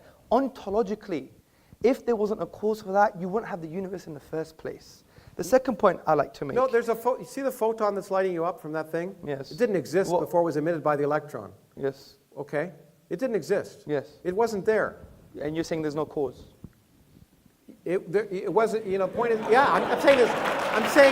What I'm saying is, there can be physical causes for physical effects. Yes. Okay, but they don't have to be, but God doesn't have to pull the photon up. Just because the photon appears from nothing doesn't require something supernatural. I agree. But okay, so if a universe suddenly comes into second. existence where it wasn't before, it doesn't require something supernatural. But I already gave you a defeater to the argument that you assume that when things begin to exist, they may not require any causes. And that defeater was... Not any purpose. I didn't say cause. I just said if a universe can come into existence by physical causes, yes, where there's no universe to begin with, it will happen at some time. And your point was it happened, and therefore there's a reason why it happened, because it happened when it happened. Well, if it didn't happen then, it would have happened some other time, and we would have had this conversation at some Let's calm down. You're putting words in my mouth, okay? Okay. What I'm saying to you, I'm not saying things like, I'm not talking about teleology. I'm not talking about there is a purpose behind. Don't use definition. Did you not say our universe came into existence for a cause and there had to be a reason for it?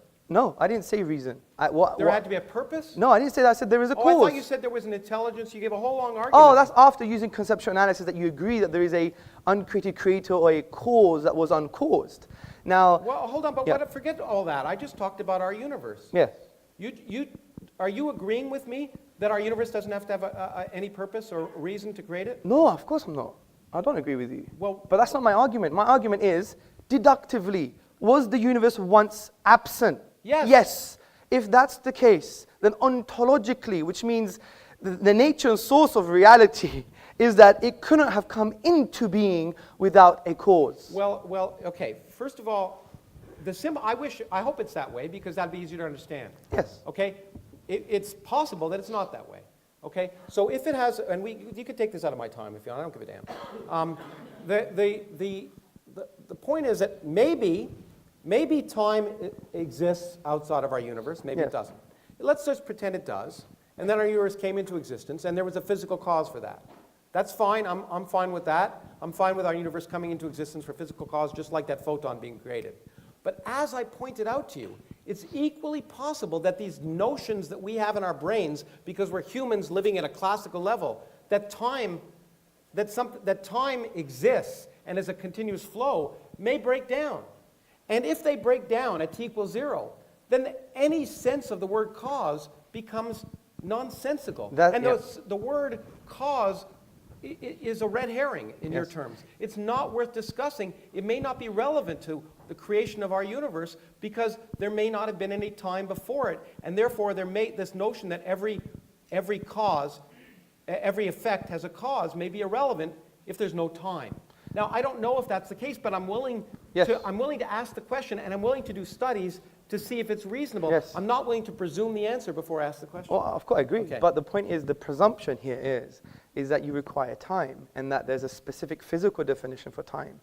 Now, the presumption is after t equals 0, you require time. That's absolutely true. The presumption that you require time at t equals 0, if you took the equations as they're written, time would go out the window. I don't have a contention with the physics. That's your job. No, but there's no. Yeah. But if you take it as written, there's no time. The time has no meaning at t equals 0. Okay, agreed. Great. According to the physics, I don't disagree with you. I highly respect that. But all of that is inductive in nature. No, it's not. Of course. What is it based on? Is it deductive? It's based on observation. Which is inductive. No, it's empirical.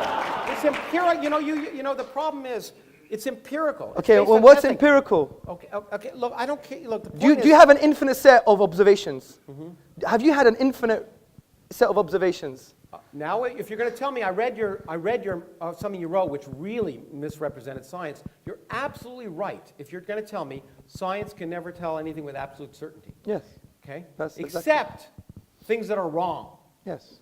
That's what science can tell. I agree. Science can tell us the Earth isn't 6,000 years old. Okay, good. Science can tell us that science can tell us many things, and so I don't disagree with you. Okay. I don't disagree with you. Okay, so the fact that science can lead us closer to what is the underlying reality is absolutely true. And the fact that science can't say with anything with absolute certainty is absolutely true, except what's wrong. Yes, I agree. Okay? And it can say certain claims, for example, that the moon split in two when he was there, is wrong. Now, I know you're going to say another red herring. Another red herring. I know, another red herring. But certainly, loads of fish in this room today. No. Some people, as you know, some interpreters of that thought that was the case, but they're wrong. You agree with me? That's it. Do you agree that I'm making a different point here, Professor. Okay, all I'm saying is this is a book of words, and you can interpret it many different ways, and some interpretation of those words I'm going to address are that. wrong. I'm going to address that as well. But that's, look, we're going from so many different issues. It's a typical strategy of not knowing how to respond to a particular point. Look, the point of interpretation, for example, the Quran, for example, if we read the whole of the Quran holistically, we understand that it's probably the only religious book that gives you tools of interpretation. For example, the Quran says there are some open-ended verses, ambiguous verses, and they're specified. So in linguistics, it's called intra and intertextuality. Now, therefore, it creates a scope of interpretation. Yes, I agree there's interpretation, but there are some things that lie outside of the scope because you don't know the language, you don't know the interpretive tools, you don't follow the scholarly tradition, etc. So there is, yes, I agree, a scope of interpretation, but it's fixed. So that is, in essence, the red herring. The point I want to get to what's here, different about that than, say, Christian theological's different interpretation of the Bible? well, that's There's no very difference, interesting. right? Well, for example, in the Protestant tradition, the reason they moved away from the Catholic Church is because they said, look, this is me and my book, and I could interpret the way I want. But now a lot of Protestants are coming back to the Catholic tradition because they're saying, how do I understand God's word? And that's why they see the church entity as an interpretive authority, do you see? So obviously they have their own confusions, but the book doesn't tell it how to interpret it. That's why you have the German School of Systematic Theology. The Catholic Church, which now accepts evolution, for example, would say, you're right, the book doesn't tell us how to interpret this ridiculous first But I just want to Genesis. get back to my original point, which is, So there's nothing unique about it. You keep pretending Islam is unique, and I don't see it.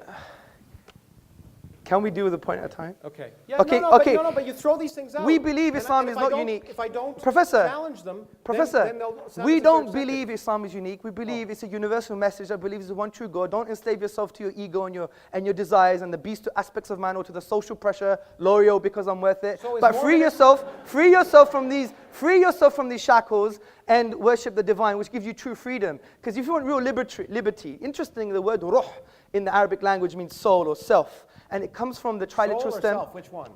Both, in different contexts, okay? what We just soul be is. nuanced, okay? Yeah. Not reductionist. So, What's a soul? You want to tell me what a soul is? well, when you die, you'll find out. Let me just get my point.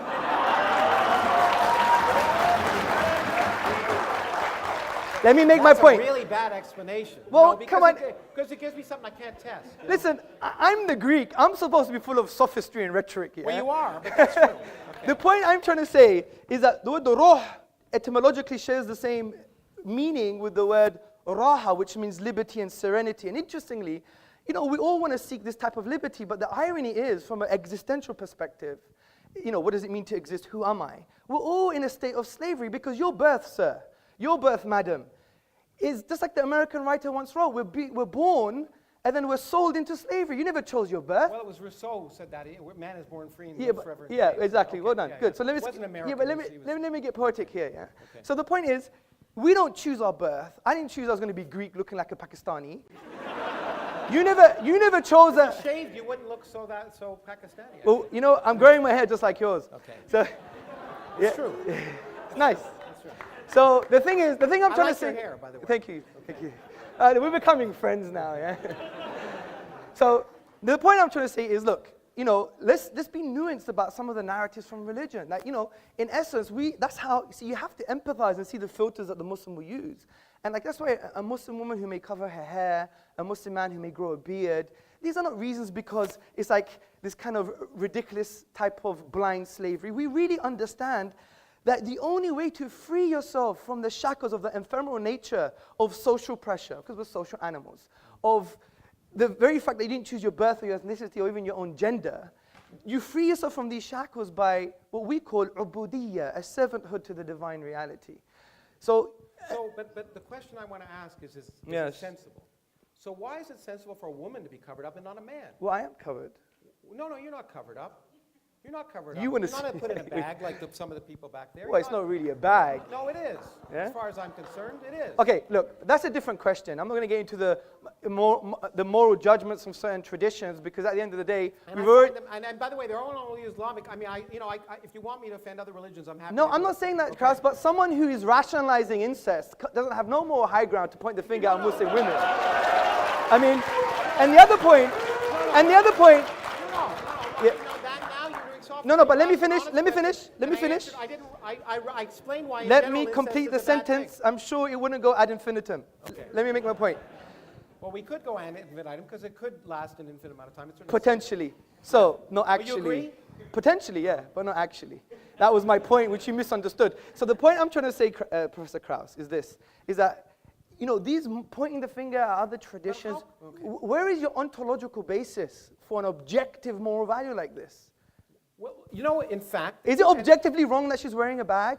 What? Is it objectively morally wrong? And how is it I objectively didn't ever say morally it was wrong? wrong. I asked if it's sensible. Okay, is it sensible? Okay, and so my question to you is, it seems to me that given the fact that I happen to view women and men as, you know, we have differences, inherent genetic differences. Of course, yes. But in every other sense, we're equal human beings. And in fact, in many senses, as you know, there are advantages and disadvantages. We don't disagree with that. So I do not see any reason to treat women differently than men.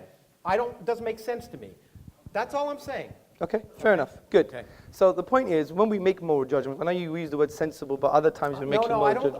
I don't talk, unlike you, I don't talk about morals because I try, in this sense, the question before us was not, is atheism moral or is Islam moral? It's, is it sensible? And when people act So why have you non-sensibly- spent 25 minutes pointing the finger and making moral judgments rather didn't ever than say- trying to deal with my argument? I didn't make For a moral, example, I didn't you make thought- a moral judgment about your misinterpretation of whether infinity is allowed in physics. I didn't make a moral I judgment. never said that. I made a I factual never said judgment. that. I said it makes sense in physics because you need the mathematics to correspond to physical reality. I don't disagree with that. I am So saying... you need the mathematics to correspond to physical reality. Is that what you just said? Yeah, of course you do. According to physical physics. reality can allow for infinity. According to what, I learned a lot from your book, actually. It was quite interesting. You said, even in your book, I think it was page 81, you said that essentially, you know, there's the maths, and I need to improve my physics to ensure it's in line with the math. And interestingly... No, I need to improve my math to ensure it's in line with reality. Okay, good. So Okay? what With is... the evidence of experiment. Yes, good. So if my math doesn't agree with the evidence of experiment, then I change my math. And that's why I think, and I don't want to build a straw man, you made a conclusion in your book. You said, this is why you can't have an infinite anything. No. You said that in You your show me book. where I can't have an infinite anything. Yeah, Did I talk about give me the infinite book. energy density? Let Did me I talk find... about whether the universe might be infinite? Let me find it for you. And by the way, if I did, I was wrong.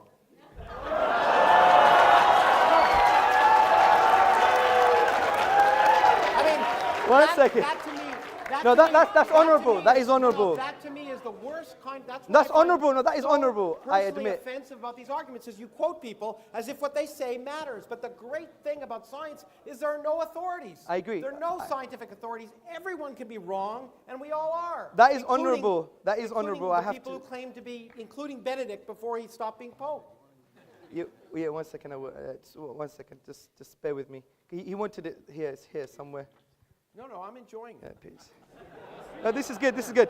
Okay, so here we go.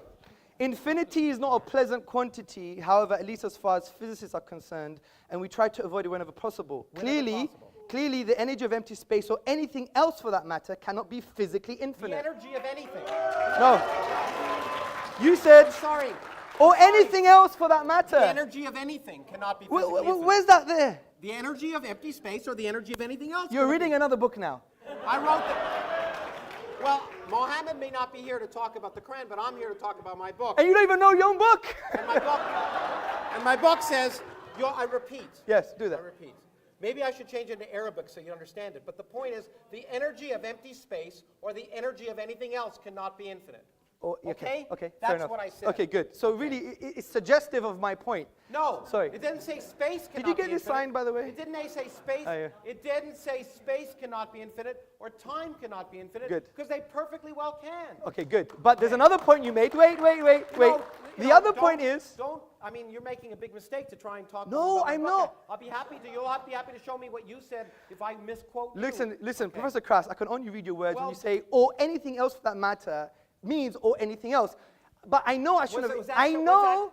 Was that paragraph about energy? Yeah, but Okay, just ask me. also there's a context now, but when it comes to religion, there is no context. No, there is. But when it comes to physics, there's a context. No, I talked to you about the fact that different interpretations lead. Fair enough.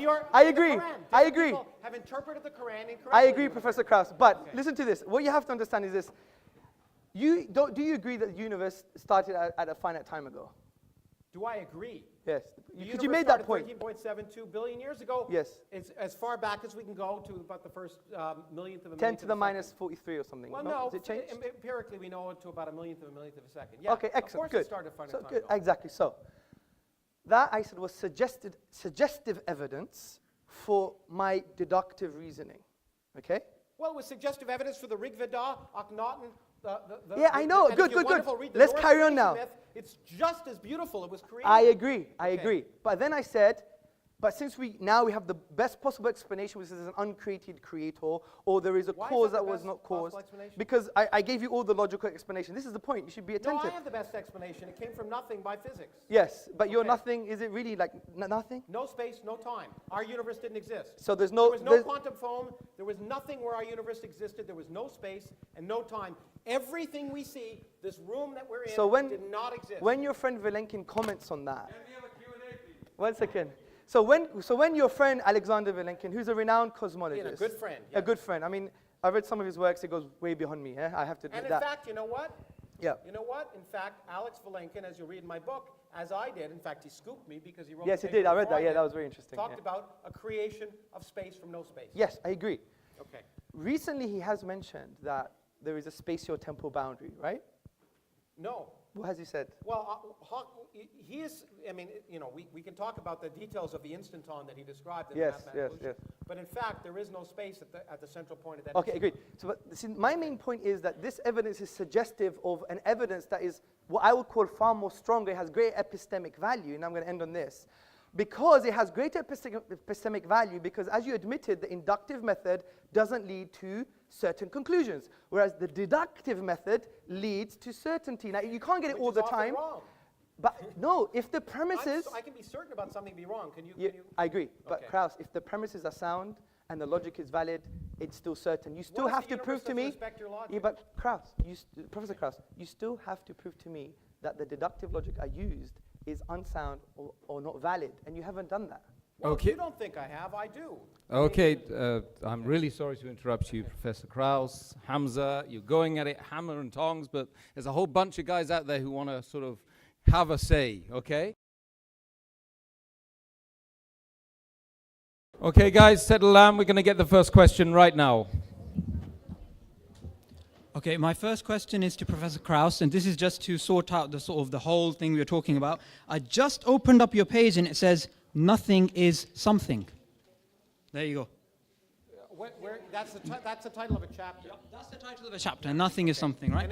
And you know what I meant? No, by and that? I'm going to ask my second question now. Okay. Your whole book is based on mathematics, and mathematics, as you know, is based on deduction. No, it's based on evidence. Okay, and you Observational use evidence. mathematics throughout your book, and you say deductive. Show me the equations in my book.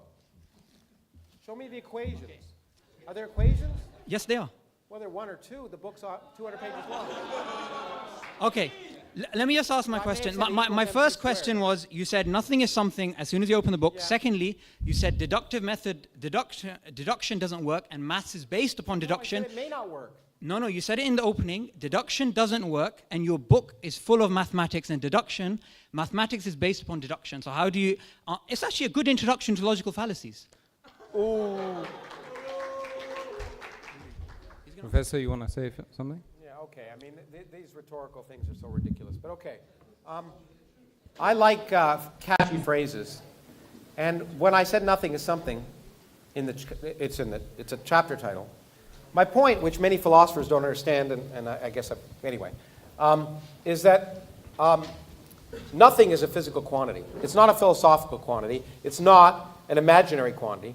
Nothing, in physics, is the absence of something. So therefore, to understand what nothing is, you first have to ask the question, what is something? And to do that requires a lot of work. It's required all of the work of the 20th century of a lot of bright people, experimentalists and physicists. So what I tried to do is explain what we mean by something so that people could actually learn what you mean by the absence of something. I tried to be very clear and accurate. So it was just, in fact, since I wasn't trying to convince people of anything, I was just trying to explain it. The point is, in physics, nothing is the absence of something. So to understand what the absence of something is, you have to describe, you have to know what something is to know what the absence of that thing is, first. Secondly, mathematics is mathematics. You're absolutely right. But physics isn't mathematics. I did a degree in mathematics, and I did a degree in physics. I learned I wasn't a mathematician. And more importantly, I learned many of the best mathematician colleagues of mine weren't physicists. Because the universe, the way physics works, is that we make mathematical models of reality, but we don't decide that they're right. We say, in fact, I do it all the time, and most of them are wrong. I sit on a good day trying to make a mathematical model that explains reality. They go out and test it, and 99.99% of the time it's wrong, because that's the way science works. If it didn't work that way, anyone could do it. So it's not inductive in the sense, the mathematics is a useful language. In fact, it's the only useful language to describe nature, as far as we can tell. But it doesn't, we don't decide. Mathematics can describe an infinite number of universes. You can write mathematical descriptions of an infinite number of universes. Most of them are in our universe. The way we determine if they're our universe is we go out and do experiment. Science is experimental. Without experiment, pure thought leads nowhere. If you locked a particle physicist in a room and asked her to come up with a theory of reality without any experimental observation, she'd come up with the wrong answer. Okay, you didn't actually answer the question there. Just to reiterate, because you didn't actually answer it, yeah? You said deduction doesn't work. No, I didn't. No. Yes, you said it in the opening. I said your it book. doesn't have to Okay, work. let me just repeat the It's question not- because you didn't understand the first time, right? You said deduction doesn't work, and your book has mathematics. And what I want to ask you Okay, is, fine, I agree with you. Next question. Okay, what is deduction? That's my question. What is deduction? Do you even know what deduction is? Because I studied mathematics at university. You know I don't even what? think you I know don't what it really- means. you know What is what? deduction? You know what? Yeah. What is deduction? Let me just say, let me just say this, okay? You can make definitions of things. I can try and figure out how the universe works. I'll make progress, and you'll sit here.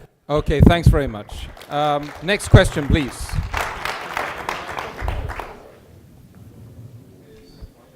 Hi, my question is to Hamza, and it's about the things he said about science and Islam. He's done a research paper on embryology within the Quran, and the idea that I'm getting is that, it's sort of better to actually understand Arabic more to get more scientific ideas out of the Quran. But where is the LHC equivalent in terms of Islam? Where's that? What is the LHC equivalent? LHC, Large Hadron is he talking- Collider equivalent. Large Hadron Okay, Collider. in Islam. Yes, or genomics. I mean, wouldn't it be a better idea just to study the Quran and come out with these results? Okay. And when can we see It's those a good big question. results? The first point is that essay that was written wasn't to show that the Quran gives science. If you read the essay, it basically says the Quran is very general and at most places concerning science quite ambiguous. Now in Islamic theology, these verses that we call teleological, they're there for specific ends just to make you think. Like frankly, only someone really silly is going to think that you're going to find quantum physics and embryology in a holy book. That's not the divine, that's not the will of the Creator. And St. Augustine said for the Bible, too. The Bible isn't scientific. Yeah, but it's not a scientific book. Yeah, anyone like says it should Al-Shatibi, he was a theologian, and he said, look, this book, the Quran, is there to make you think about the most important questions about life, man, life, and the universe. Who am I? Whose am I? Why am I? For whom am I? These existential questions. And I yes, agree with that, by the way. I think it probably is that. thank you, sir. Okay. So the point I'm trying to make here from the embryology perspective is to show not that the Quran is scientific per se, but that its language is not representative of a 7th century science. That was my main point. So it's got nothing to do with the fact... Wouldn't there be more? Sorry? Wouldn't there be more science in there? No, but why should there be? My main...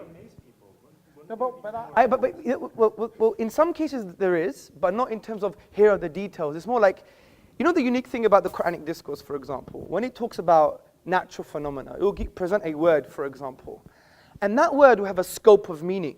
And you could check this meaning out for yourself. And interestingly, it's aligned with past errors and future accuracies as well, which is very interesting. So, yeah, but I would argue that in some cases, that you do see future accuracies. However, I don't believe, let me make my point. My argument for the Quran is not a scientific one, because I believe science, as Professor Krauss admitted and really didn't answer somehow, was that the inductive method doesn't give you certainties. So we believe the Quran we can prove deductively, and it tells us to do the science to see how things work. We may be wrong, we may be right. So it would be only erroneous to say that something that is deductive can be proven via something that's speculative or inconclusive. And this is why I empathize with you. The current trend in our modern, what we call da'wah, propagation of Islam, is heavily reliant on science. But we have to understand what science is. That's why I wrote the essay on have we misunderstood evolution. I don't deny the science of evolution. I just go to modern academics on the philosophy of science. And there are issues, like the problem of hard or weak empiricism, the problem of induction, falsification, and so forth. So from that perspective, I think you've misunderstood the point of the paper. But I hope I elaborated. To suggest that evolution was not as well and tested a scientific idea as gravity or quantum mechanics. We make new drugs based on it. In fact, the evidence of evolution makes evolution a fact. Okay. I even addressed that. Yeah, and I tried to read it, and it seemed to me that you were suggesting it wasn't. But anyway, I may have misunderstood it. So I'm willing to agree that I may have misunderstood it. But that's the lesson I was getting out of it. Okay, good. Maybe we could have a coffee after this. Okay, we're going to go to the Jazakallah khair. We go to the next question, please. Thank you for the very emotive debate. My question is to Professor Lawrence Krauss. Why did I guess that? Okay. No, go on. Anyway. Firstly, let's not conflate science with atheism. What? Firstly, let's not conflate science with atheism, as we would all agree that science doesn't logically entail atheism. It is methodologically neutral. Therefore, my question is this. Science being a empirical method based on observation and experimentation can never answer metaphysical questions such as the existence of God. So, then it would arise, how do you, as an atheist, maintain your position? Because you've said, for example, empirically speaking, we can't say God exists or does not exist. Rationally, deductive, you've already ruled out. Therefore, how can you rationally justify your belief? How can you say it's common sense and nonsensical, please? Thank you very much. It's a good question. Okay, I should clarify that. I think it's a very good question. And so, yeah, let me call that question. Yeah. Okay, let me try and clarify this. I want to more, again, emphasize that atheism is not a belief. Okay, it's not a belief. As a scientist, I don't believe anything. As a scientist, I don't believe anything. If you use the word belief, scientists shouldn't use the word belief. There are things that are more likely and less likely. In fact, in the spirit of Hamza, science can say nothing with absolute certainty. It can say something is very, very likely or something is very, very unlikely based on the evidence of experience and testing. I can't see you, but I know you're there. Okay, and so I find it easier to talk to a person. Okay, and no, stay there. I can see you now. So the question is, what is more likely? That's all atheists are saying. And the atheists are saying, look, the first thing they're saying, I mean, people who claim they're atheists, and by the way, most scientists don't think enough about God to even know if they're atheists, because God's irrelevant. God never comes up in any scientific conference, in any discussion, anywhere. It doesn't, because in fact, we're just trying to figure out how the universe works. You're absolutely right also to the fact that I want to stress one more time, that science, and I may slightly differ with my friend Richard Dawkins about this, I don't think a lot, science does not require atheism.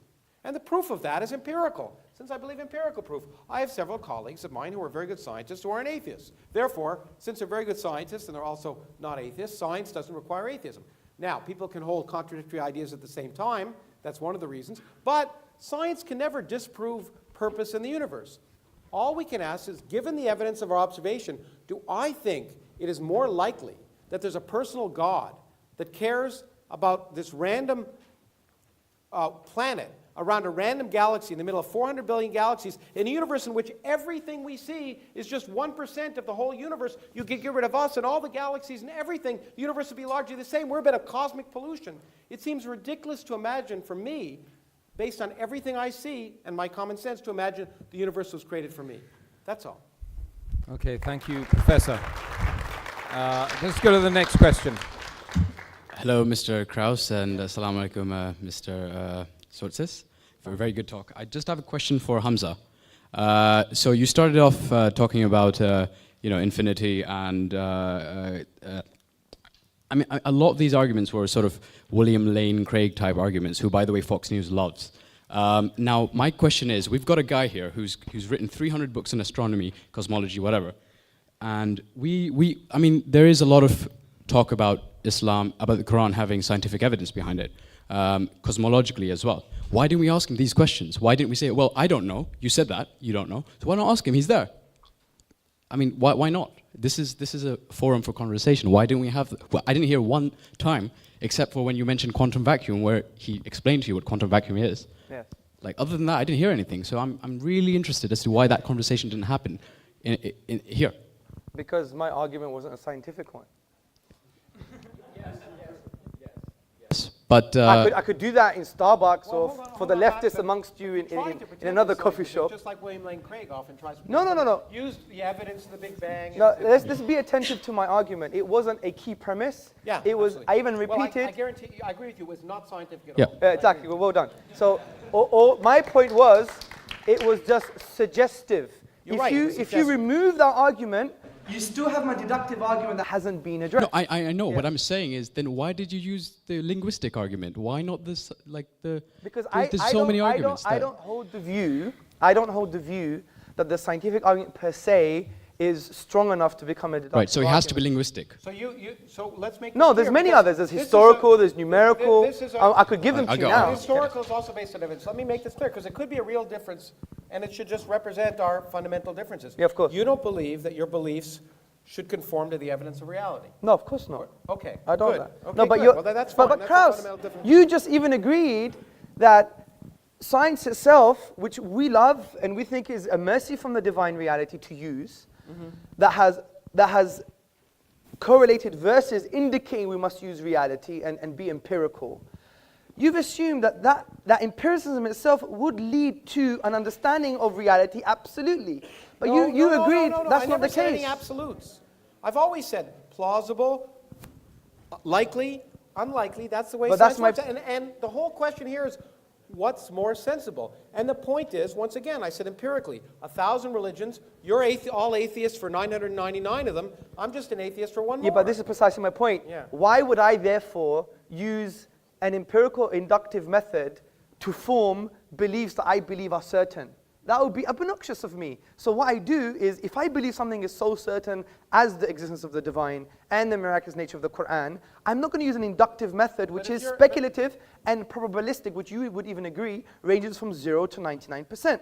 I would have to rely heavily on what you would call other methods, epistemic routes to knowledge, such as deduction. And are There's they nothing, sensible? Well, and they are sensible. And here's the question, as Carl They are. Sagan would have said, extraordinary claims require extraordinary evidence. And the claim that you're absolutely certain of the truth, that you personally are absolutely certain of the truth, is a remarkable claim. No. And the evidence you presented Straw man. was not Straw yours. man.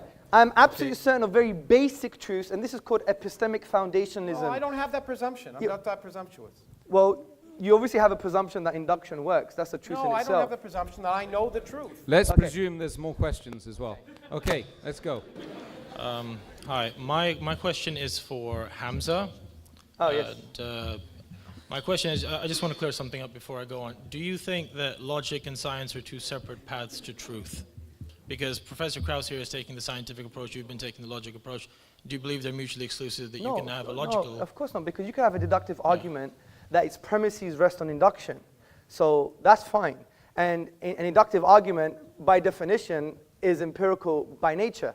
But the point I'm trying to say is, there is a difference between induction and deduction. That is a clear distinction. Well, sure, that's Yeah, exactly. So the point is, if we do have a valid and sound deductive argument, then for God's sake, let's address it. Not just say, oh, you guys put women in bags, or you scratch your ear on a Sunday, or you don't clean your earwax, or all these kind of random red herrings that were coming along, right? No. So the point I is, tried to ask empirically what's, to me, and maybe this is a I just different word, quickly maybe we should have defined the word sensible. Please, Yes. sorry. Because sensible, Could to I me, interrupt? Is something sir. that's Yeah, consistent sorry, with the that evidence of wasn't the question. My Sorry. question was that if you think logic is, you said you didn't think it was independent, but do you think that your premises, because that's what your arguments rest on, are informed by empirical evidence? some of them are supported, but the majority of them are deductive themselves. Okay, next question. And that's what makes deductive very strong. If you have premises that are deductive, and the conclusion is sound and valid, therefore it's a deductive argument. So that makes it a very strong argument. And that's why I said it would be irrational to take induction over deduction if you have a deductive argument. How do you know that they're valid if you don't test them? Because you know them conceptually and metaphysically and philosophically. Just like that woman knew to drown her 4 kids. Yeah, but, okay. No. Okay. No. Let me address this question. I'm sorry. The interesting thing is, your very statement is a metaphysical statement. It could be translated metaphysically.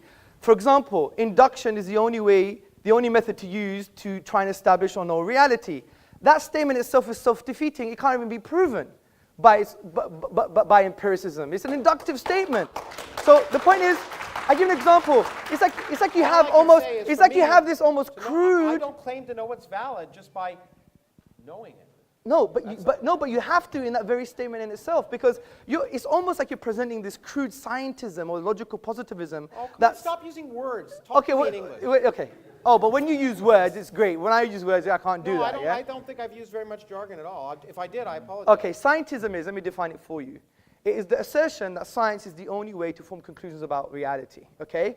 That statement itself is, one, self-defeating, because science can't prove that statement. Secondly, science itself, that statement itself is flawed because science can't prove mathematical truths. Also, it can't prove ontological truths. It can't prove moral truths, historical truths. If you study epistemology, sorry, excuse me, sir. How do you know it can't prove historical truths? Let me make a point, sir. How do you know it can't prove moral truths? So you're making these Okay, let me make my point. How do we know Aristotle existed? There's lots of evidence. Okay, let me give you a piece of evidence that I know. We know him through Plato, okay? It's highly likely that he existed, which is what science would say. Yeah, but let me make my point. Even anyone studying epistemology, which is the study of knowledge and belief, you would know that the majority of your opinions in this room as well is based on non-empirical evidence. It's You're based right, on. but Let me finish. I understand that could be wrong. Yeah, but Aristotle may not have existed. Yeah, but you're missing a point. I'm trying to show you there's other routes to knowledge, sir. Which But is it's not knowledge. such as testimony, for example, testimony? authentic and valid testimony. Oh my goodness! You really believe in testimony as proof of? Do you really believe that? But Professor Krauss, Do you really believe that because I say let's not dig a hole for ourselves. someone did something, it happened? Go to the Berkeley website on the scientific method. It says one of the majority I don't aspects. go to websites. I just do science. Yeah, okay. Well, that's very great. Well, do this science then. Listen to this science. The Berkeley website says the key part of the scientific method is also the workings of other scientists that you test and you don't trust, and you repeat their experiments because you don't trust. Yes, I agree. That's wait. the way science works. But there's a lot of science. You don't trust other people's results. Excuse me, sir. There's a lot of science that requires testimony. Yeah. What? Lots of science. What? Okay, I'll give you an example. Have you done every single experiment concerning evolution? No. So you believe it's true? Thank you very much. I don't know. What else do you want to say? Do you want me to answer? Do you want me to answer? Do you want me to answer your question? Of course I do. Of course I do. You get an answer before I even answered it. Come on. Okay. You're accusing me of things I did to you. Yeah, no, I'm learning from the best. I told you, I don't believe in anything. I think, based on the evidence of my experience, yes, and everything I see in the world around me, that evolution is highly likely. Okay. And that's what I would call a fact. So when you had an interview, Unbelievably highly likely. Okay. As highly likely as even though I haven't ever been in space, although I wouldn't mind. Look, I believe in gender equality, and there's the only woman who wants to answer a question in the room right now. She's standing there. Let's do it. Okay. I applaud that. I applaud you for that. I just wanted to make a comment about the incident that happened before this event began. I acknowledge that the brother who couldn't find a seat where he was coming from, but I believe that he has a right to sit where he wanted to, but there has been some misunderstanding. Firstly, Islam makes it very clear that equality is incredibly important, and that no black man, for example, is superior to a white man, and vice versa. But the issue here was not one of superiority, as no one imposed segregation upon him. He was allowed to sit with the ladies at the back, and he was also allowed to sit at the front with females. But if some of the ladies chosen to sit at a distance from the men, why must he impose himself upon us? If I sat in a restaurant with my friends away from men, would it be appropriate for him to join me at my table too? And I'm basically offended by his disrespect for my values.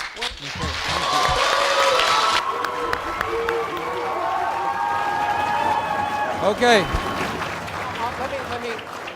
Let me respond, although I'm not the organizers. Let me respond. Look, the point is, as I said, I don't think people should be uncomfortable, okay? And they should move if they're uncomfortable. However, you chose to come to an event that wasn't segregated. If you felt uncomfortable by that, I think you have the right not to be here and watch it on video. But you chose to do that, and therefore, and I realize that you may be uncomfortable with sitting with men, and I respect that. You shouldn't be forced to do that. But if you choose to go to a hockey game or a what do they call it here, football game, which is really soccer, then you subject yourself to the social conventions of the time. So I respect your desires, and I don't want you to be forced to do that. And in fact, you should have moved away if it was offensive. But the point is that this was a non-segregated event, and you knew that coming in, and you therefore were subject to the possibility that you might be near someone, and that was your choice. Thank you very much.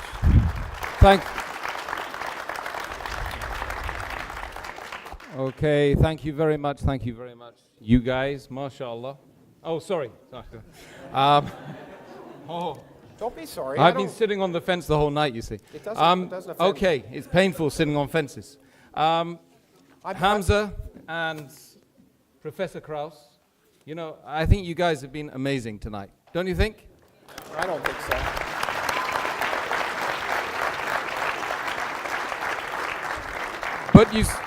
But you still got to convince the audience up there, so you've got 2 minutes each.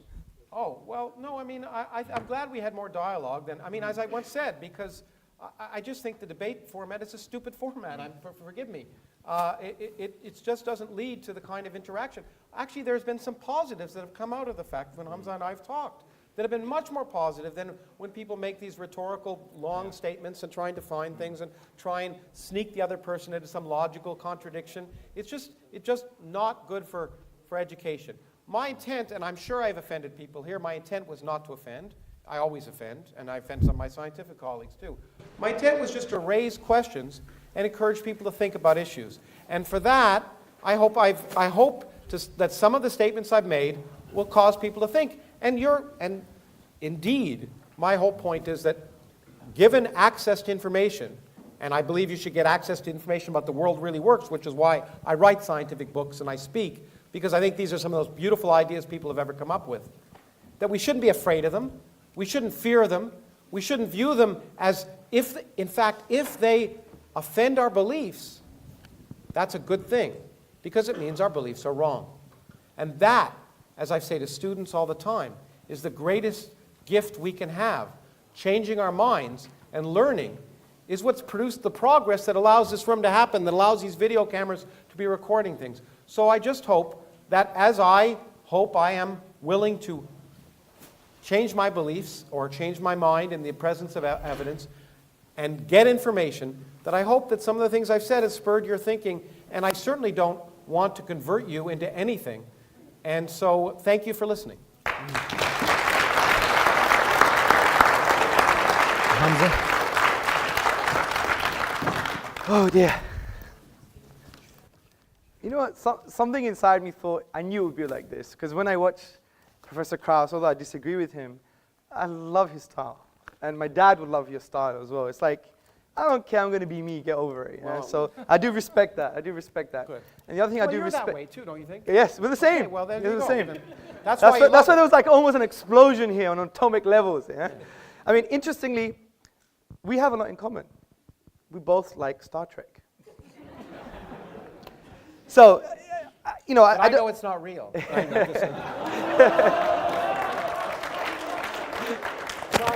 you gave me the line. Yeah, I give him that one. Okay, good. Right, so, first and foremost, I think there wasn't much discussion on the definition of a miracle that I presented. I think maybe we should have more useful discussion on maybe the coherent definition that we presented.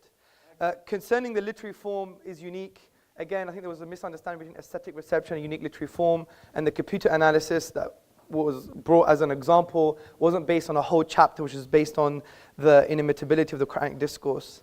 Also, I think we brought forth a deductive argument to show that the finitude of the universe, and therefore it couldn't have come via nothing.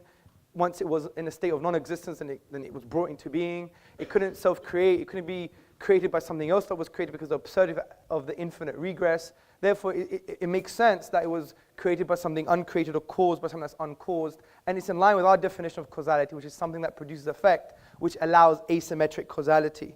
Also, when we talked about the infinite, we talked about the quantitative infinite, not the qualitative infinite. And I think the examples the professor gave were based on axioms and conventions in the mathematical realm of discourse rather than in reality.